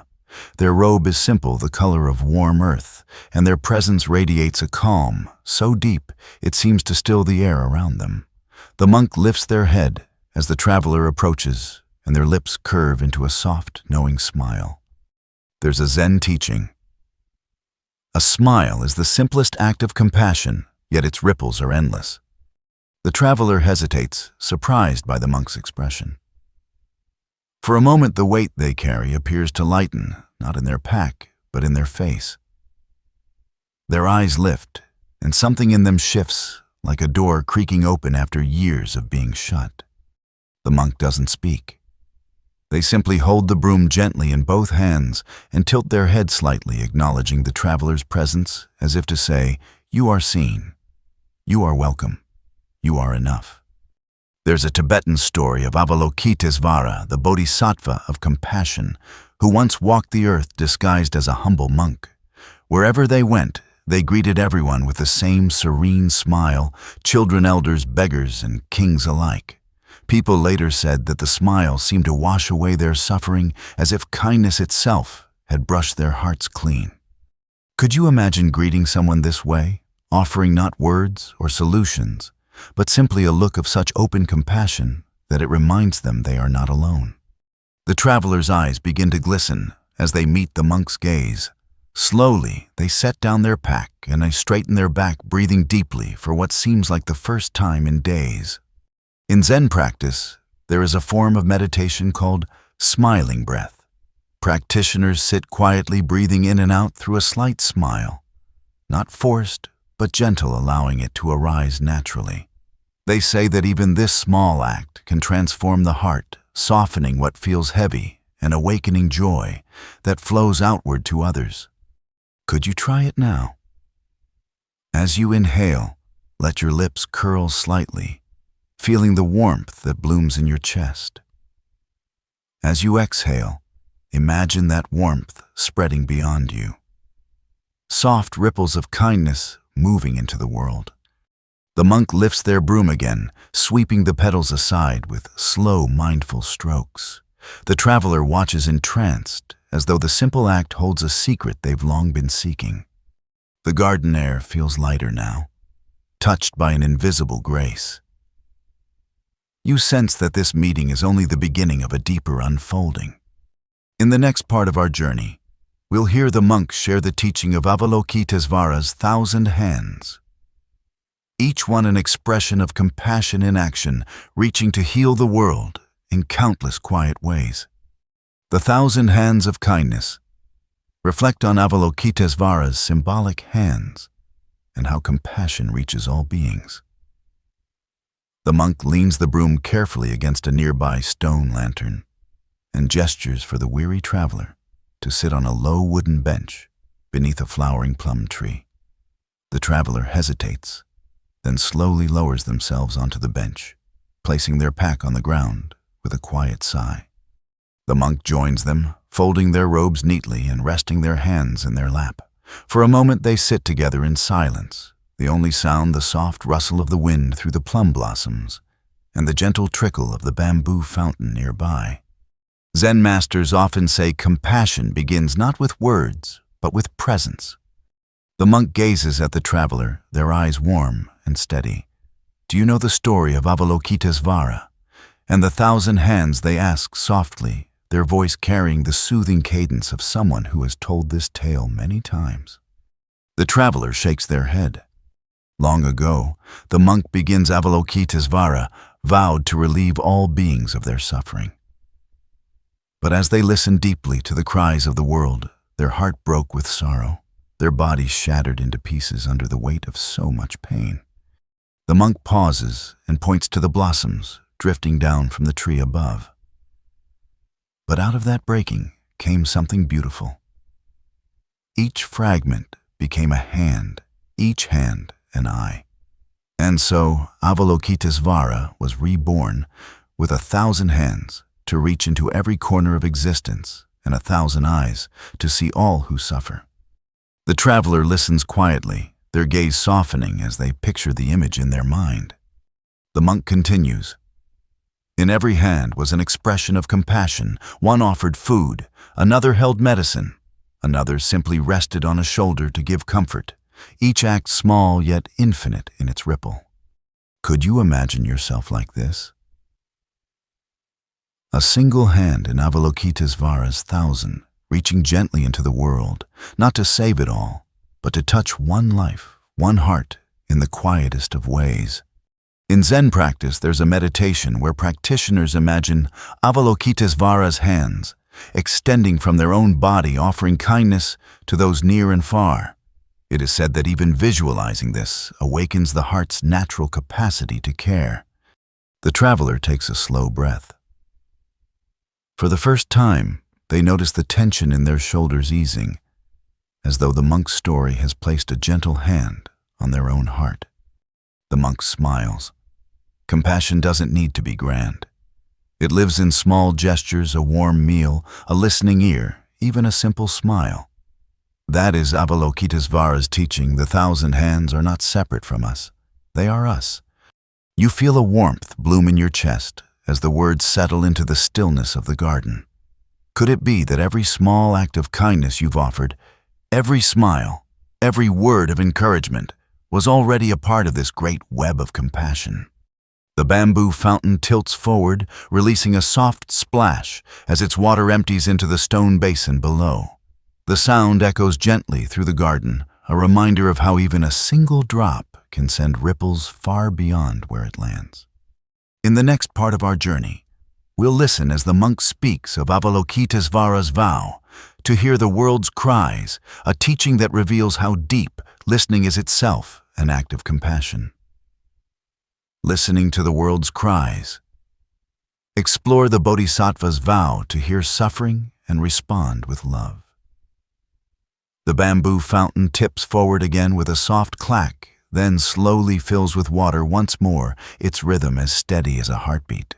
You and the traveler sit in the gentle silence of the garden, the air carrying the faint perfume of plum blossoms. The monk folds their hands in their lap and gazes at the lotus pond, their eyes reflecting the still water. There's something more about Avalokitesvara, they say softly, their voices calm as the breeze. Do you know why they're called the one who hears the world's cries? The traveler shakes their head, their expression a mix of weariness and curiosity. The monk smiles faintly. Avalokitesvara made a vow to listen deeply to every sound of suffering, to hear even the softest cry and respond with love. Their ears became as vast as the universe, taking in the sorrow of all beings without turning away. A sparrow flits down to the edge of the path, pecking lightly at the moss before darting off again. The monk's eyes follow its movement. Listening, they say, is not about waiting for your turn to speak. It's not even about understanding. True listening is an act of compassion, it says to another being. I see you. I hear you. You are not alone. You feel the words settle into the space around you, as if the garden itself is listening, the trees and stones leaning in to catch each syllable. There's an old Zen story of a student who asked their teacher how to practice compassion. The teacher gave no answer. Instead, they led the student to a quiet stream and gestured for them to sit. For hours, they sat listening to the sound of water rushing over stones, birds calling to one another, leaves rustling in the wind. At last, the teacher spoke. When you can listen to this world without wanting to change a single sound, you will know compassion. The traveler lowers their head, as though remembering someone they once failed to hear. But what if the cries are too many? Too loud, they whisper. The monk turns to them, their expression tender. Avalokitesvara did not seek to silence the world's suffering. They simply vowed not to abandon it. You don't have to fix everything. Sometimes the greatest gift is simply being present, willing to hold another's pain without fear. Could you imagine listening this way? Not to offer advice or solutions, but to create a space so safe, so open, that another heart might soften in your presence. In Zen practice, there's a form of meditation called deep listening. Practitioners sit quietly, opening themselves to all sounds near and far, pleasant and unpleasant. They don't label or resist. They simply receive. Over time, they say the heart grows vast enough to hold all things. The bamboo fountain tips again, releasing another soft splash. The sound seems to echo Avalokitesvara's teaching. Do not fear the world's cries. Let them awaken your compassion. The traveler looks up and, for the first time, you see their face lighten, as though a heavy stone has been lifted from their chest. The monk rises slowly, brushing stray petals from their robe. Come, they say gently. There is someone you must meet, a merchant, whose small act of kindness rippled farther than he ever imagined. In the next part of our journey, we'll walk with the monk and the traveler to hear the story of the merchant and the child, and discover how compassion often begins in the most ordinary moments.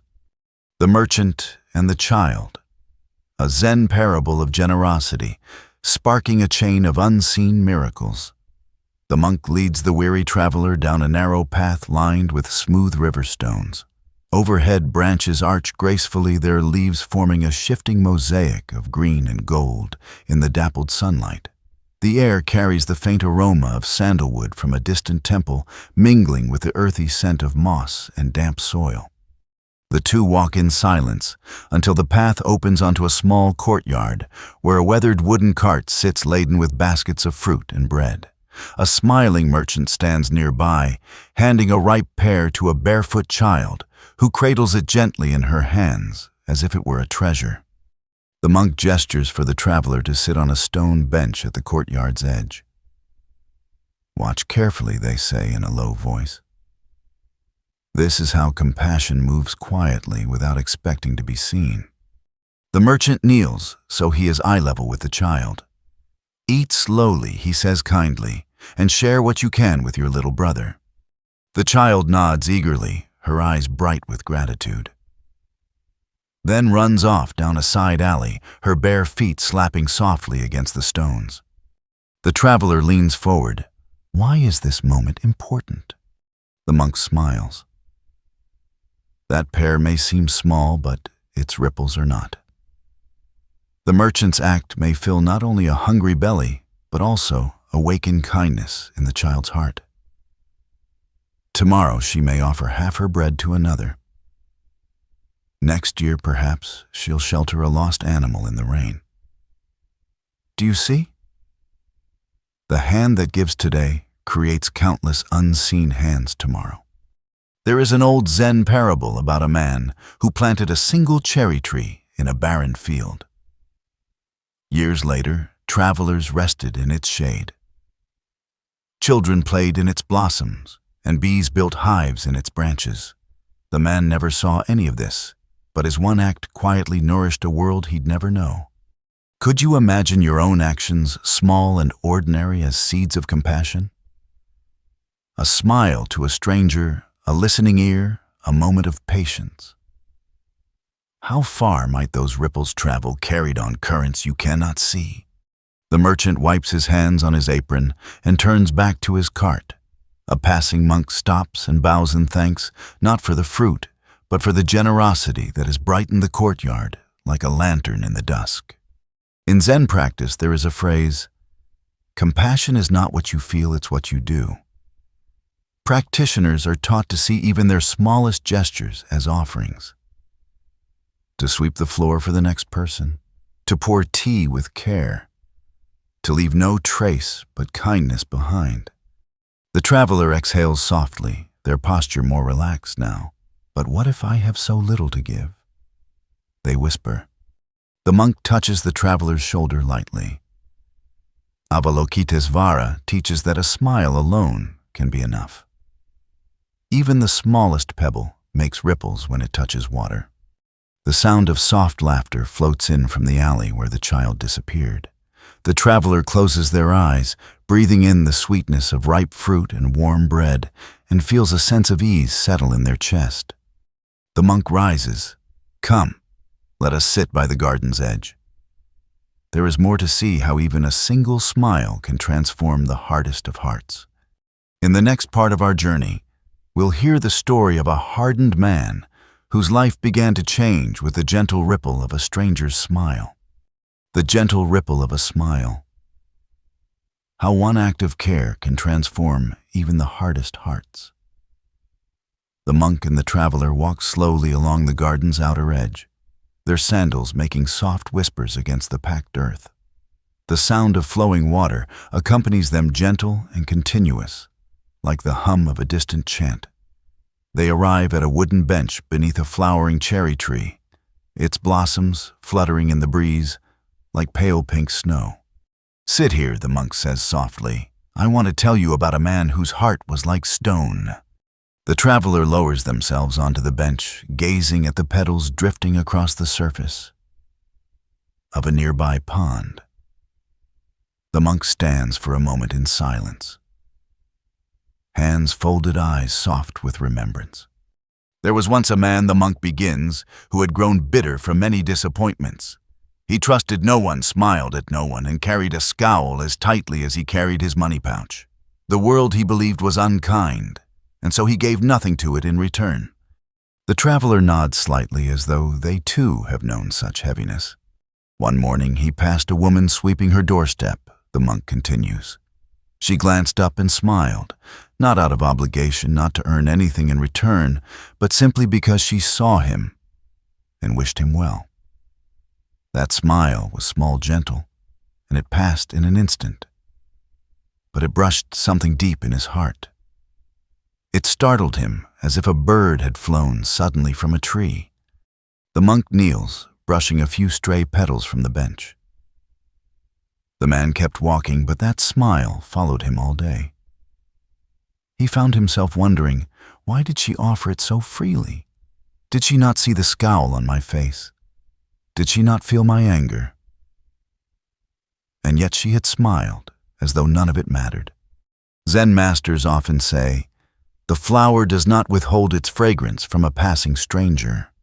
The next day the man returned to the same street, the monk says, not because he needed to, but because some quiet part of him hoped to see her again. And when he did, she smiled once more.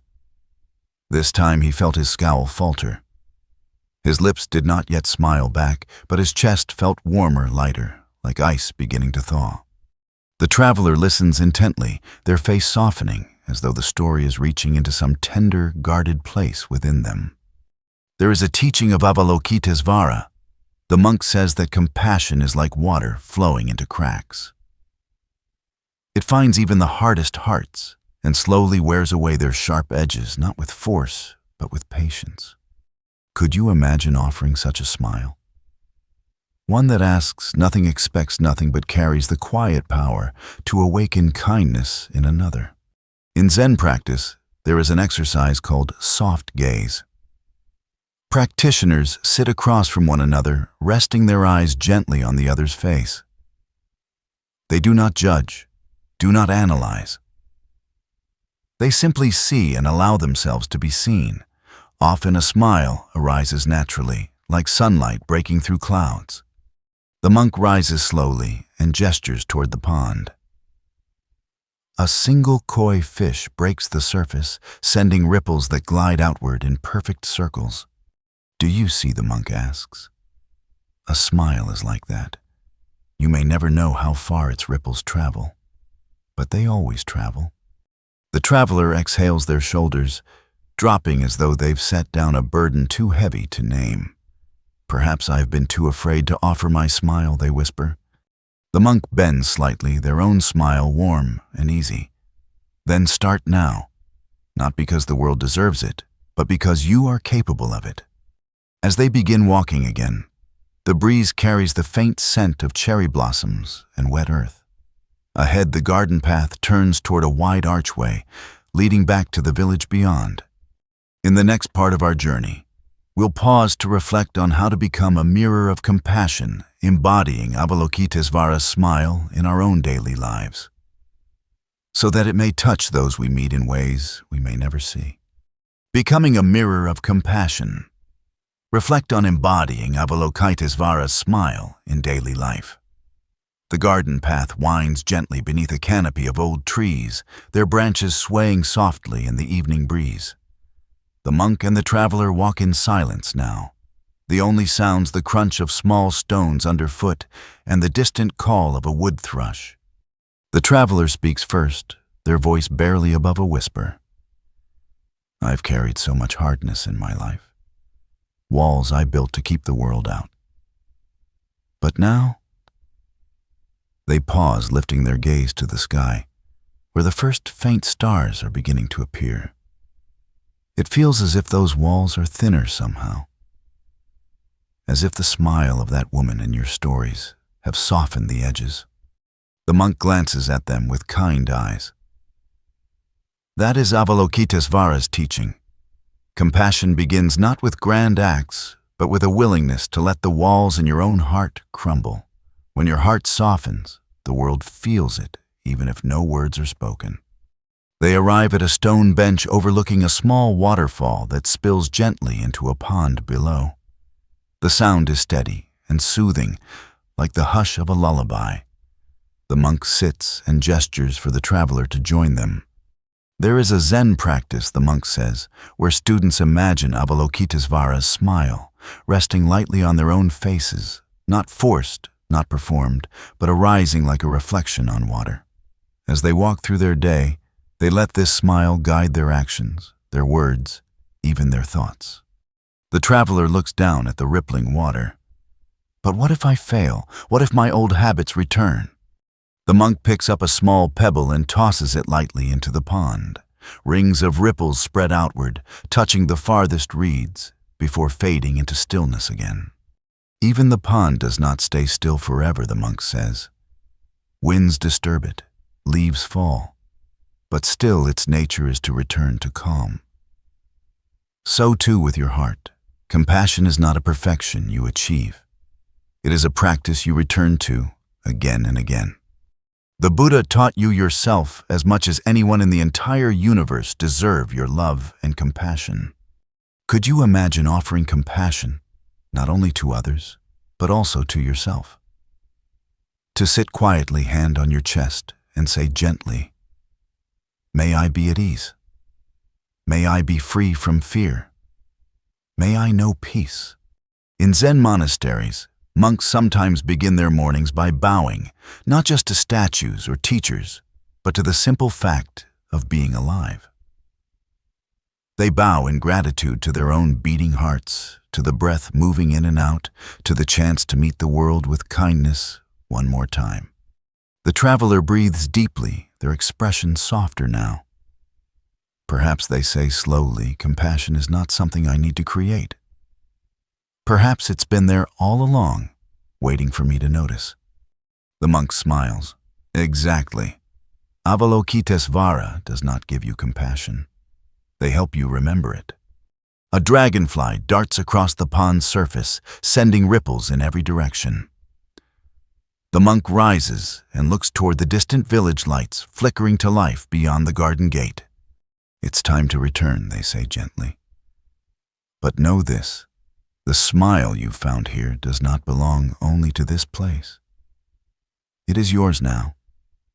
Carry it into the world and let its ripples travel farther than you can imagine. In the next and final part of our journey, we'll walk back through the garden and explore what it means to return to the world, not unchanged, but carrying Avalokitesvara's smile, like a quiet lantern within. Returning home with open hands. Conclude with insights on carrying peace and compassion into the world. The traveler follows the monk along the winding path, their steps lighter now, as if the earth itself is gently holding them up. The scent of cherry blossoms lingers in the air, blending with the faint sweetness of burning incense drifting from a distant temple. They walk slowly, savoring the hush of the evening garden. Lanterns flicker to life along the stone walkway, their soft glow casting warm circles of light that seem to guide the way. The monk speaks softly as they walk. To return to the world is the true practice. It's easy to feel peace in a quiet garden, but Avalokitesvara's smile is meant for the noise, the crowds, and even the places where suffering hides in plain sight. The traveler nods thoughtfully, their eyes fixed on the path ahead. But what if I forget? What if the rush of life makes me hard again? The monk pauses beneath an archway where ivy climbs the old wooden beams. They turn their expression calm and steady. Then begin again, the monk says. Compassion isn't a destination you reach. It is the stream that flows endlessly even when you step away for a time. Each moment is an invitation to return. There's a Zen story of a farmer who carried buckets of water from the river every day. One bucket had a small crack and water always leaked along the path. The farmer never scolded the bucket. Instead, he planted flowers along the way, and the cracked bucket unknowingly watered them. Over time, the path bloomed with color. Even if you forget your compassion, the monk says gently, it may still leave flowers behind. Could you imagine living this way? Not perfectly. Not without mistakes, but with the quiet faith that your smallest efforts might leave beauty in their wake. In Zen practice, monks often begin and end their day with gasho, a simple gesture of pressing the palms together in gratitude. They bow to the world, to their teachers, and to the self they are still learning to love. The traveler breathes deeply as they near the garden's gate. They press their palms together now, bowing first to the monk, then to the quiet trees around them, and finally to themselves. The monk smiles. Go back to the world not to fix it, but to meet it with open hands. Let your kindness be the lantern you carry. The traveler steps through the gate and into the village beyond. The sounds of daily life rise to meet them, voices calling, pots clattering, children laughing in the distance. And yet the smile remains on their face, soft but certain. They walk on, not as someone leaving peace behind, but as someone carrying it forward like a ripple, traveling far beyond the moment it began. The lantern light fades gently in your mind as your breath slows, soft and easy. Picture yourself standing once more in the garden, the scent of blossoms in the air, and the sound of water trickling nearby. The monk's words echo softly. Compassion begins not with grand acts, but with the smallest smile. Let that smile rest lightly on your lips now. Not forced, but natural, like sunlight breaking through clouds. Feel the warmth of it spreading through your chest, down your arms, and into your hands. With each breath in, gather peace. With each breath out, let it ripple gently into the world around you. You are enough. You are safe. And even as sleep begins to carry you, Avalokitesvara's smile remains with you, quiet, steady, infinite. The riverbank and the pebble. Begin with a monk quietly gathering pebbles by a flowing river. Hey guys, tonight we're going to explore some timeless Zen stories that have helped people find peace and relaxation for centuries. If your mind's been racing all day, these tales might gently pull you back to the stillness waiting within. Imagine yourself walking along a quiet riverbank at dusk, where the water glides smoothly over smooth stones, and the air is thick with the earthy scent of moss and rain-washed soil. The light is soft golden, and everything feels suspended in a moment of calm. In our busy lives, it's easy to forget that calm isn't out there. It's already yours to uncover. Sometimes it begins with the simplest acts, watching a leaf drift downstream, listening to the hum of water, or holding a small pebble in your palm and noticing its weight. So before you get comfortable, take a moment to like the video and subscribe, but only if you genuinely enjoy what I do here. And I'd love to know where you're listening from tonight. Drop your city and local time in the comments below. Now, dim the lights, maybe turn on a fan for that soft background hum, and let's ease into tonight's journey together. You step lightly across the grass until you reach the river's edge. The sound of flowing water blends with the occasional trill of a bird settling in for the night. There, sitting on a smooth, flat stone, is a monk in simple gray robes. Their head is bowed slightly, and in their hands, they hold a small pebble, turning it slowly between their fingers. Around them, a neat pile of pebbles glimmers faintly in the soft light. Every so often, the monk tosses one gently into the river, watching as ripples spread across the surface. Zen masters often say the smallest stone creates the widest circles. You watch in silence as another pebble arcs through the air and lands with a soft plop. The circles it creates move outward, touching the riverbank, brushing against reeds and lilies, and then fading into stillness. There's a story whispered in nearby villages about this monk. People call him the Pebble Monk because of his habit of sitting for hours by the river, collecting stones and dropping them one by one into the water. To outsiders, it seems meaningless. But to those who have paused and asked, there are lessons here, lessons of patience, presence, and awakening through simplicity. Could you imagine doing the same? Sitting quietly, holding a small pebble, and letting the world slow until only the sound of water and the rhythm of your breath remain. In Zen practice, there is an exercise called Ishimichi, the way of the stones. Monks walk slowly, gathering small stones as they go. Not to keep, but to notice their texture, their weight, their coolness. It's a way of returning to the present moment, one small stone at a time. The monk lifts another pebble now, holding it up to the fading light. For a moment it seems to glow like a tiny moon before they drop it gently into the river. In the next part of our journey, a curious villager will approach and ask why the monk spends his days collecting and dropping stones, and through their question, we'll uncover the first layer of this quiet teaching. The curious villager's question. A villager asks why the monk spends his days collecting stones. The river flows on its voice soft and steady, like a lullaby murmured just for you. The monk sits still, another pebble resting in the curve of his palm.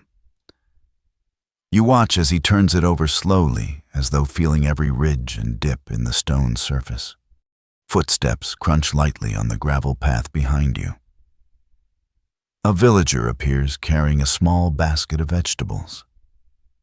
She pauses when she sees the monk by the riverbank, her brow furrowing with curiosity. "Why do you sit here every day?" She calls out gently, careful not to disturb the quiet too much. "Why spend your hours gathering stones and tossing them into the water? Isn't there work to do?"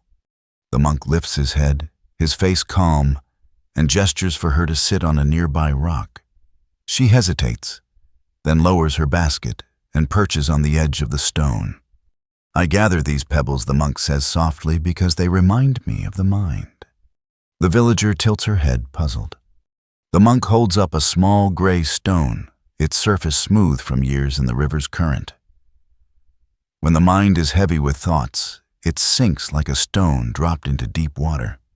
But when I hold it gently, seeing it as it is, even this stone feels light in my hand.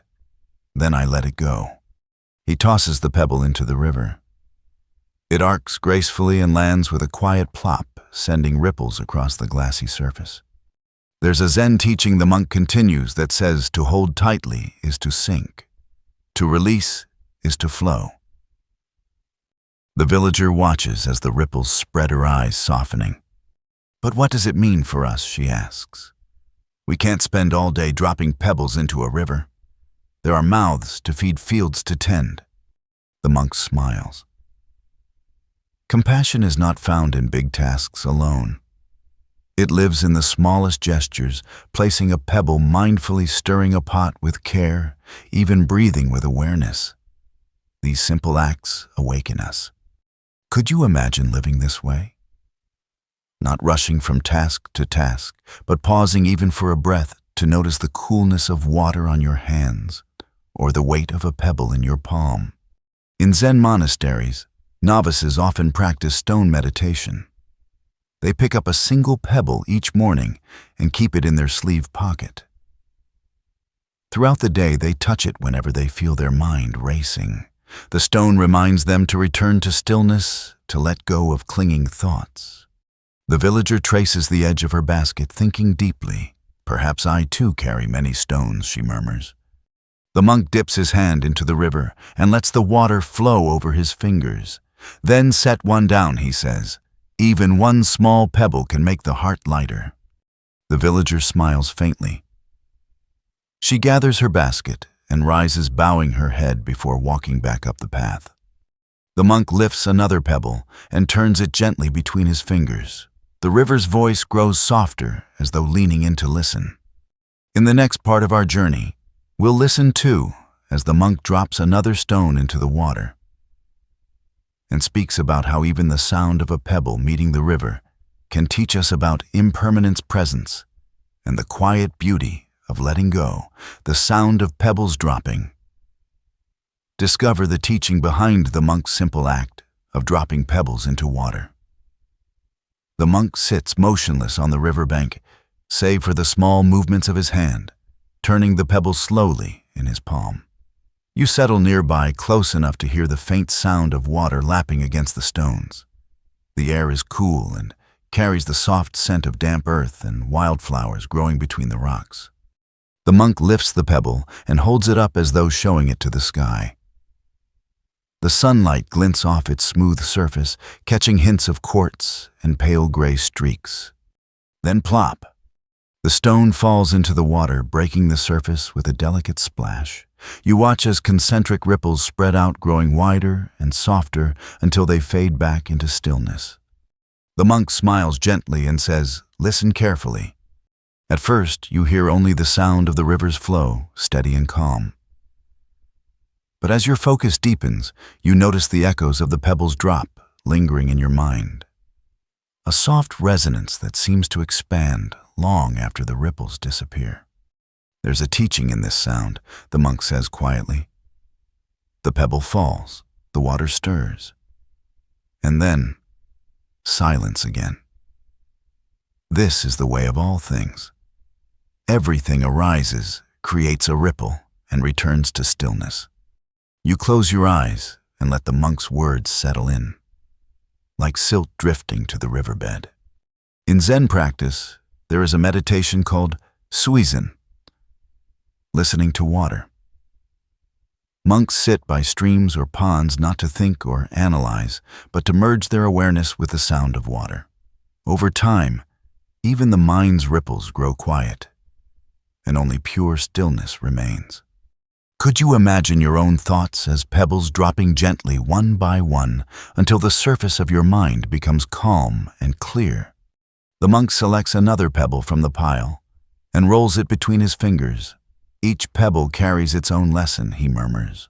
One may remind us of impermanence, another of presence, and yet another of letting go. He tosses the pebble into the river and listens. Plop! The sound is brief, but its effect spreads far, he says. Just as a kind word spoken today may echo in another's heart for years to come. You watch the ripples again, marveling at how such a small act can move the entire surface of the water. Could your own smallest acts do the same in the lives of others? The monk leans back slightly, resting his hands on his knees. When you release a pebble, you release more than a stone. You release a piece of yourself, an old worry, a tight thought, an unneeded burden, and in that release, you awaken. The breeze stirs gently, carrying the fresh scent of pine from somewhere upriver. The sound of the flowing water seems to deepen, as if the river itself has grown aware of your presence. In the next part of our journey, a tired farmer will come seeking the monk's guidance. Together we'll discover how even a single pebble dropped with intention can ease the greatest of burdens. The burdened farmer's visit. A weary farmer learns how small gestures can ease great suffering. The sun dips lower, casting long golden beams across the river's surface. The monk remains seated on his stone fingers, tracing the edges of another small pebble, while the sound of the flowing water fills the air like a soft chant. From the far side of the path, footsteps approach slow and heavy, like the weight of someone carrying an unseen load. You turn to see a farmer, his face lined with exhaustion, his shoulders stooped beneath the strain of a large sack slung across his back. Dust clings to his clothes, and his hands are calloused from years of toil. The farmer pauses at the edge of the clearing and watches the monk toss another pebble into the river. Plop. Ripples spread, reflecting light like liquid glass. Master, the farmer says finally, his voice low and hesitant. I have worked these fields since my youth. I've labored through sun and storm, but still I feel heavy, as if each day adds another stone to my back. Tell me, how do you carry the weight of life? The monk doesn't answer right away. Instead, he picks up a pebble small and round and offers it to the farmer. Take this, he says gently. The farmer frowns, but accepts the pebble, feeling its cool surface in his palm. Now the monk continues, hold it tightly. Clutch it as though your very life depends on keeping it safe. The farmer closes his hand around the stone, his knuckles whitening. The monk waits for a moment, then says softly, do you feel lighter or heavier? Heavier, the farmer admits. My hand aches from holding so tight. The monk nods. Now open your hand. The farmer hesitates, then slowly uncurls his fingers. The pebble rests motionless on his palm, light and unassuming. Do you see, the monk asks. The stone's weight did not change. But when you held it tightly, it became a burden. When you opened your hand, it was simply a pebble. There's a teaching in Zen. It's not the weight you carry, but how tightly you hold it. The farmer gazes at the pebble, his eyes softening as understanding begins to bloom. You've carried years of labor, worry, and regret like stones in your mind, the monk says. What if you set one down, just one? Could you feel a little lighter? In Zen monasteries, there is a practice where monks place a pebble on a small altar each evening as a symbol of releasing the day's burdens. They say that by letting go of even one thought, the heart can begin to breathe again. Could you do the same? Imagine now in your own mind, placing one worry on a quiet riverbank and watching as the current carries it away. The farmer breathes deeply, his shoulders lowering slightly. Perhaps I can let one stone go, he says softly. The monk smiles, lifting another pebble and tossing it lightly into the river. Plop! The ripples spread once again, soft and unhurried, as if whispering that release is not loss, but a return to flow. As the farmer turns to leave, his steps are slower but lighter, like someone who has discovered a new way to walk through life.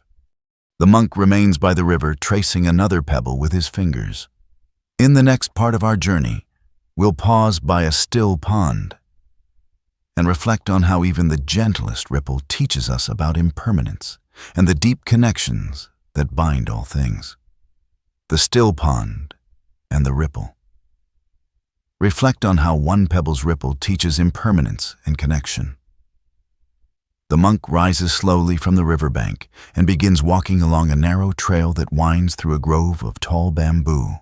The soft rustle of leaves fills the air and shafts of golden light break through the swaying stalks. You follow quietly, the ground beneath your feet cool and damp. Soon the path opens onto a small, hidden pond, its surface perfectly still. The reflection of the sky and trees rests on the water like a painted scroll, undisturbed and serene. It feels as though even your breath might shatter its calm. The monk kneels at the edge of the pond and selects a small pebble from his pocket. He holds it gently in his palm for a moment, then releases it. Plop. The sound is soft, yet the still surface responds immediately. Circles of ripples spread outward in perfect symmetry, reaching the edges of the pond before fading into stillness once more. There is a lesson here. The monk says, his voice barely louder than the breeze. Each action, no matter how small, sends waves into the world. You cannot stop the ripples, but you can choose the pebble you throw. You watch the ripples move, marveling at how far they travel from such a tiny stone. Zen masters often teach. Impermanence is not to be feared. It is the river's gift of flow. The monk cups another pebble in his hand. Life is like this pond. We all create ripples through words, deeds, even thoughts. When you understand this, you begin to act with care, knowing every ripple touches what lies beyond your sight. Could you imagine each of your words, even the quiet ones, spoken to yourself, as ripples traveling outward? How might you speak differently if you knew their waves would reach distant shores? In Zen practice, there is a meditation called circle waves. Monks visualize their breath as ripples on a pond, expanding softly with each exhale. With each breath, they release old worries, allowing stillness to return. The monk lifts another pebble but pauses, looking toward you. Would you like to try? You crouch by the pond, selecting a smooth stone from the ground. Its coolness surprises you as you roll it between your fingers. With a slow inhale, you toss it gently into the center of the pond. Plop! Ripples bloom from where the pebble landed, spreading outward until they kiss the edge of the water and dissolve back into quiet. You feel something shift inside, a sense of release so subtle it surprises you. The monk smiles. Even the pond, disturbed for a moment, always returns to stillness. So too will your heart if you let it. A faint rustling behind you draws your attention. A young child appears on the path, clutching a small stone in their hand.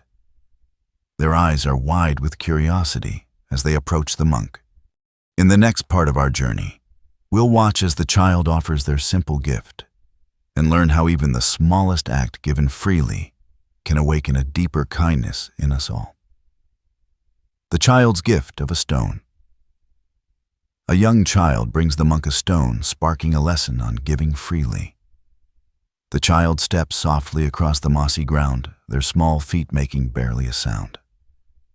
In their cupped hands rests a round pale stone, its surface worn smooth by time and water. They hold it out to the monk as if presenting a treasure. The monk turns his eyes gentle and warm. "Ah," he says softly, "you've brought me a pebble." The child nods shyly. "I found it by the stream. It felt happy somehow. I thought you might like it." The monk smiles, receiving the stone with both hands. "This is no ordinary pebble," he says. "It carries the weight of your kindness." He lifts the stone into the light, turning it so the sun catches faint specks of quartz hidden in its surface. In Zen we say to give is to awaken. Your small gift ripples farther than you can see. The child tilts their head. But it's only a rock. The monk shakes his head gently. The size of the gift does not matter. What matters is the heart that offers it. There's a Zen story of a young boy who gave a single plum to a traveling monk. The monk smiled so brightly that the boy felt a warmth grow in his chest. Years later, the boy became a teacher of compassion, all because of one plum freely given. Could you imagine the power in even your smallest kindness? A gentle word, a shared smile, a single pebble placed in another's palm. What unseen awakenings might it stir? In Zen monasteries, there is a practice called dana, the art of giving. Monks offer food flowers or even a pebble to the temple altar each morning. The offering is not about value, but about intention. They say in giving we dissolve the walls of the self. The monk places the child's stone beside the pile of pebbles and bows deeply. This pebble will join the others. When I toss it into the river, its ripples will carry your kindness far. The child's eyes brighten, and they run off along the path, laughter trailing behind them like wind chimes stirred by a breeze. The monk lifts another pebble, rolling it in his hand. "Do you see?" he says softly. "Even a child's stone carries awakening. Even your smallest act is part of a greater flow." You watch the monk toss the pebble into the pond. Plop. Ripples glide outward again, as if carrying the memory of the child's gift. As the water grows still, the monk rises and begins walking toward a path that leads up the hillside. "Come," he says. There's one more lesson to see on the mountain path, where empty hands teach us the deepest letting go. In the next part of our journey, we'll follow the monk into the quiet heights and reflect on what it means to release not only our burdens, but also the pebbles themselves. The monk walks ahead slowly, his sandals barely disturbing the fallen leaves on the mountain path. The air grows thinner here, cooler, carrying the faint scent of pine needles and damp earth. You follow quietly, each step steady and deliberate, as if the climb itself is part of the teaching. The path winds upward until it opens onto a ledge where the world seems to stretch endlessly below. Valleys and rivers weave together like threads of silk, and the sky above is wide and luminous, painted in the soft gold of a setting sun. The monk pauses here, his hands empty now, no pebbles, no satchel, nothing to hold or carry. "You've seen me gather stones," he says gently, "and you've seen me drop them into water. But now we are here, and my hands are bare. Do you know why?" You shake your head slightly, still catching your breath from the climb. In the end, the monk says we must set even the pebbles down. They are only tools to awaken us, not treasures to keep. He sits cross-legged on the ground, resting his open palms on his knees. His face is calm, lit by the soft glow of dusk.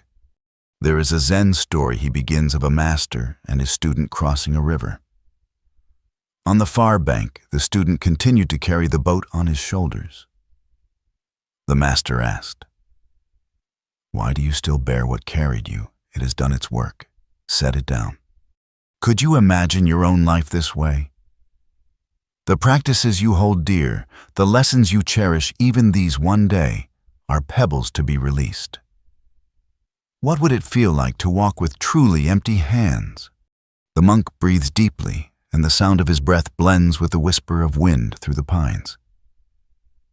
To let go is not to lose, he says softly. It is to become light enough to flow. In Zen practice, there is a teaching called shunyata, emptiness. Not a void, but a spaciousness, where nothing clings and all things move freely. Monks say, when the hands are empty, the heart can hold the whole sky. The monk lifts his hands and opens his fingers wide. When we stop grasping at stones, at thoughts, at anything, we awaken to the flow that has carried us all along. You close your eyes for a moment and imagine your own hands opening gently, letting all the small pebbles you've carried tumble softly to the earth. In that release, you feel a sense of lightness, as if the mountain breeze itself could lift you. The monk rises, dusting off his robes. "It's time to return to the river," he says with a faint smile. "But this time, you will see it with new eyes." In the next and final part of our journey, we'll descend the mountain and revisit the river not as seekers, but as those who have learned to walk with open hands and quiet hearts. The mountain path and the empty hands. Explore the monk's journey inward and his lesson on letting go. Returning to the river with new eyes. Conclude with insights on carrying the Pebble Monk's wisdom into daily life. The monk leads you down the winding path from the mountain, each step unhurried. The sound of sandals brushing against gravel, blending with the soft whisper of the wind. The air feels different now, lighter, as though the climb has loosened something deep inside you. When you reach the riverbank again, the sun is almost gone, and the water reflects streaks of lavender and gold. The monk pauses, standing still for a moment, then kneels near the edge where the stones glisten with dew. You notice the pile of pebbles is gone. Only a few scattered stones remain, and the river flows over them with ease, as though carrying away any trace of effort or holding. "Look closely," the monk says softly. "Do you see how the river moves? It clings to nothing. It holds nothing back. And yet it nourishes all it touches." You kneel beside him, listening. The sound of the water is steady, calm, and yet vibrant, as if it carries every story told along its banks. There is nothing left for us to do here, the monk continues. The lesson was never in the stones, nor in the act of releasing them. It was always in seeing the river for what it is. Endlessly flowing, endlessly giving. Zen masters often say, the river does not try to be full. It flows, and fullness comes. Could you imagine living like this, walking through the world without clinging or resisting, trusting that each moment carries you where you need to go? The monk smiles faintly, his eyes reflecting the river's glow. Now when you return to your life, do not forget this stillness. It is not the river's gift, it has always been your own. You watch the last light fade from the sky and feel a soft warmth bloom in your chest. The river hums. And you know you are ready to step back into the world not with heavy hands, but with hands open to give and receive in equal measure. The air grows cooler as the stars begin to appear one by one like tiny lanterns hung across the sky. Close your eyes now and picture the river flowing gently in your mind. Hear its calm, steady voice as it carries away every worry, every pebble you've held too tightly. With each breath in, feel the stillness of the water. With each breath out, imagine releasing what no longer serves you. There is no effort here, no need to grasp, no need to force. You are safe. You are whole. And even as sleep comes softly, the river flows on quiet, constant infinite.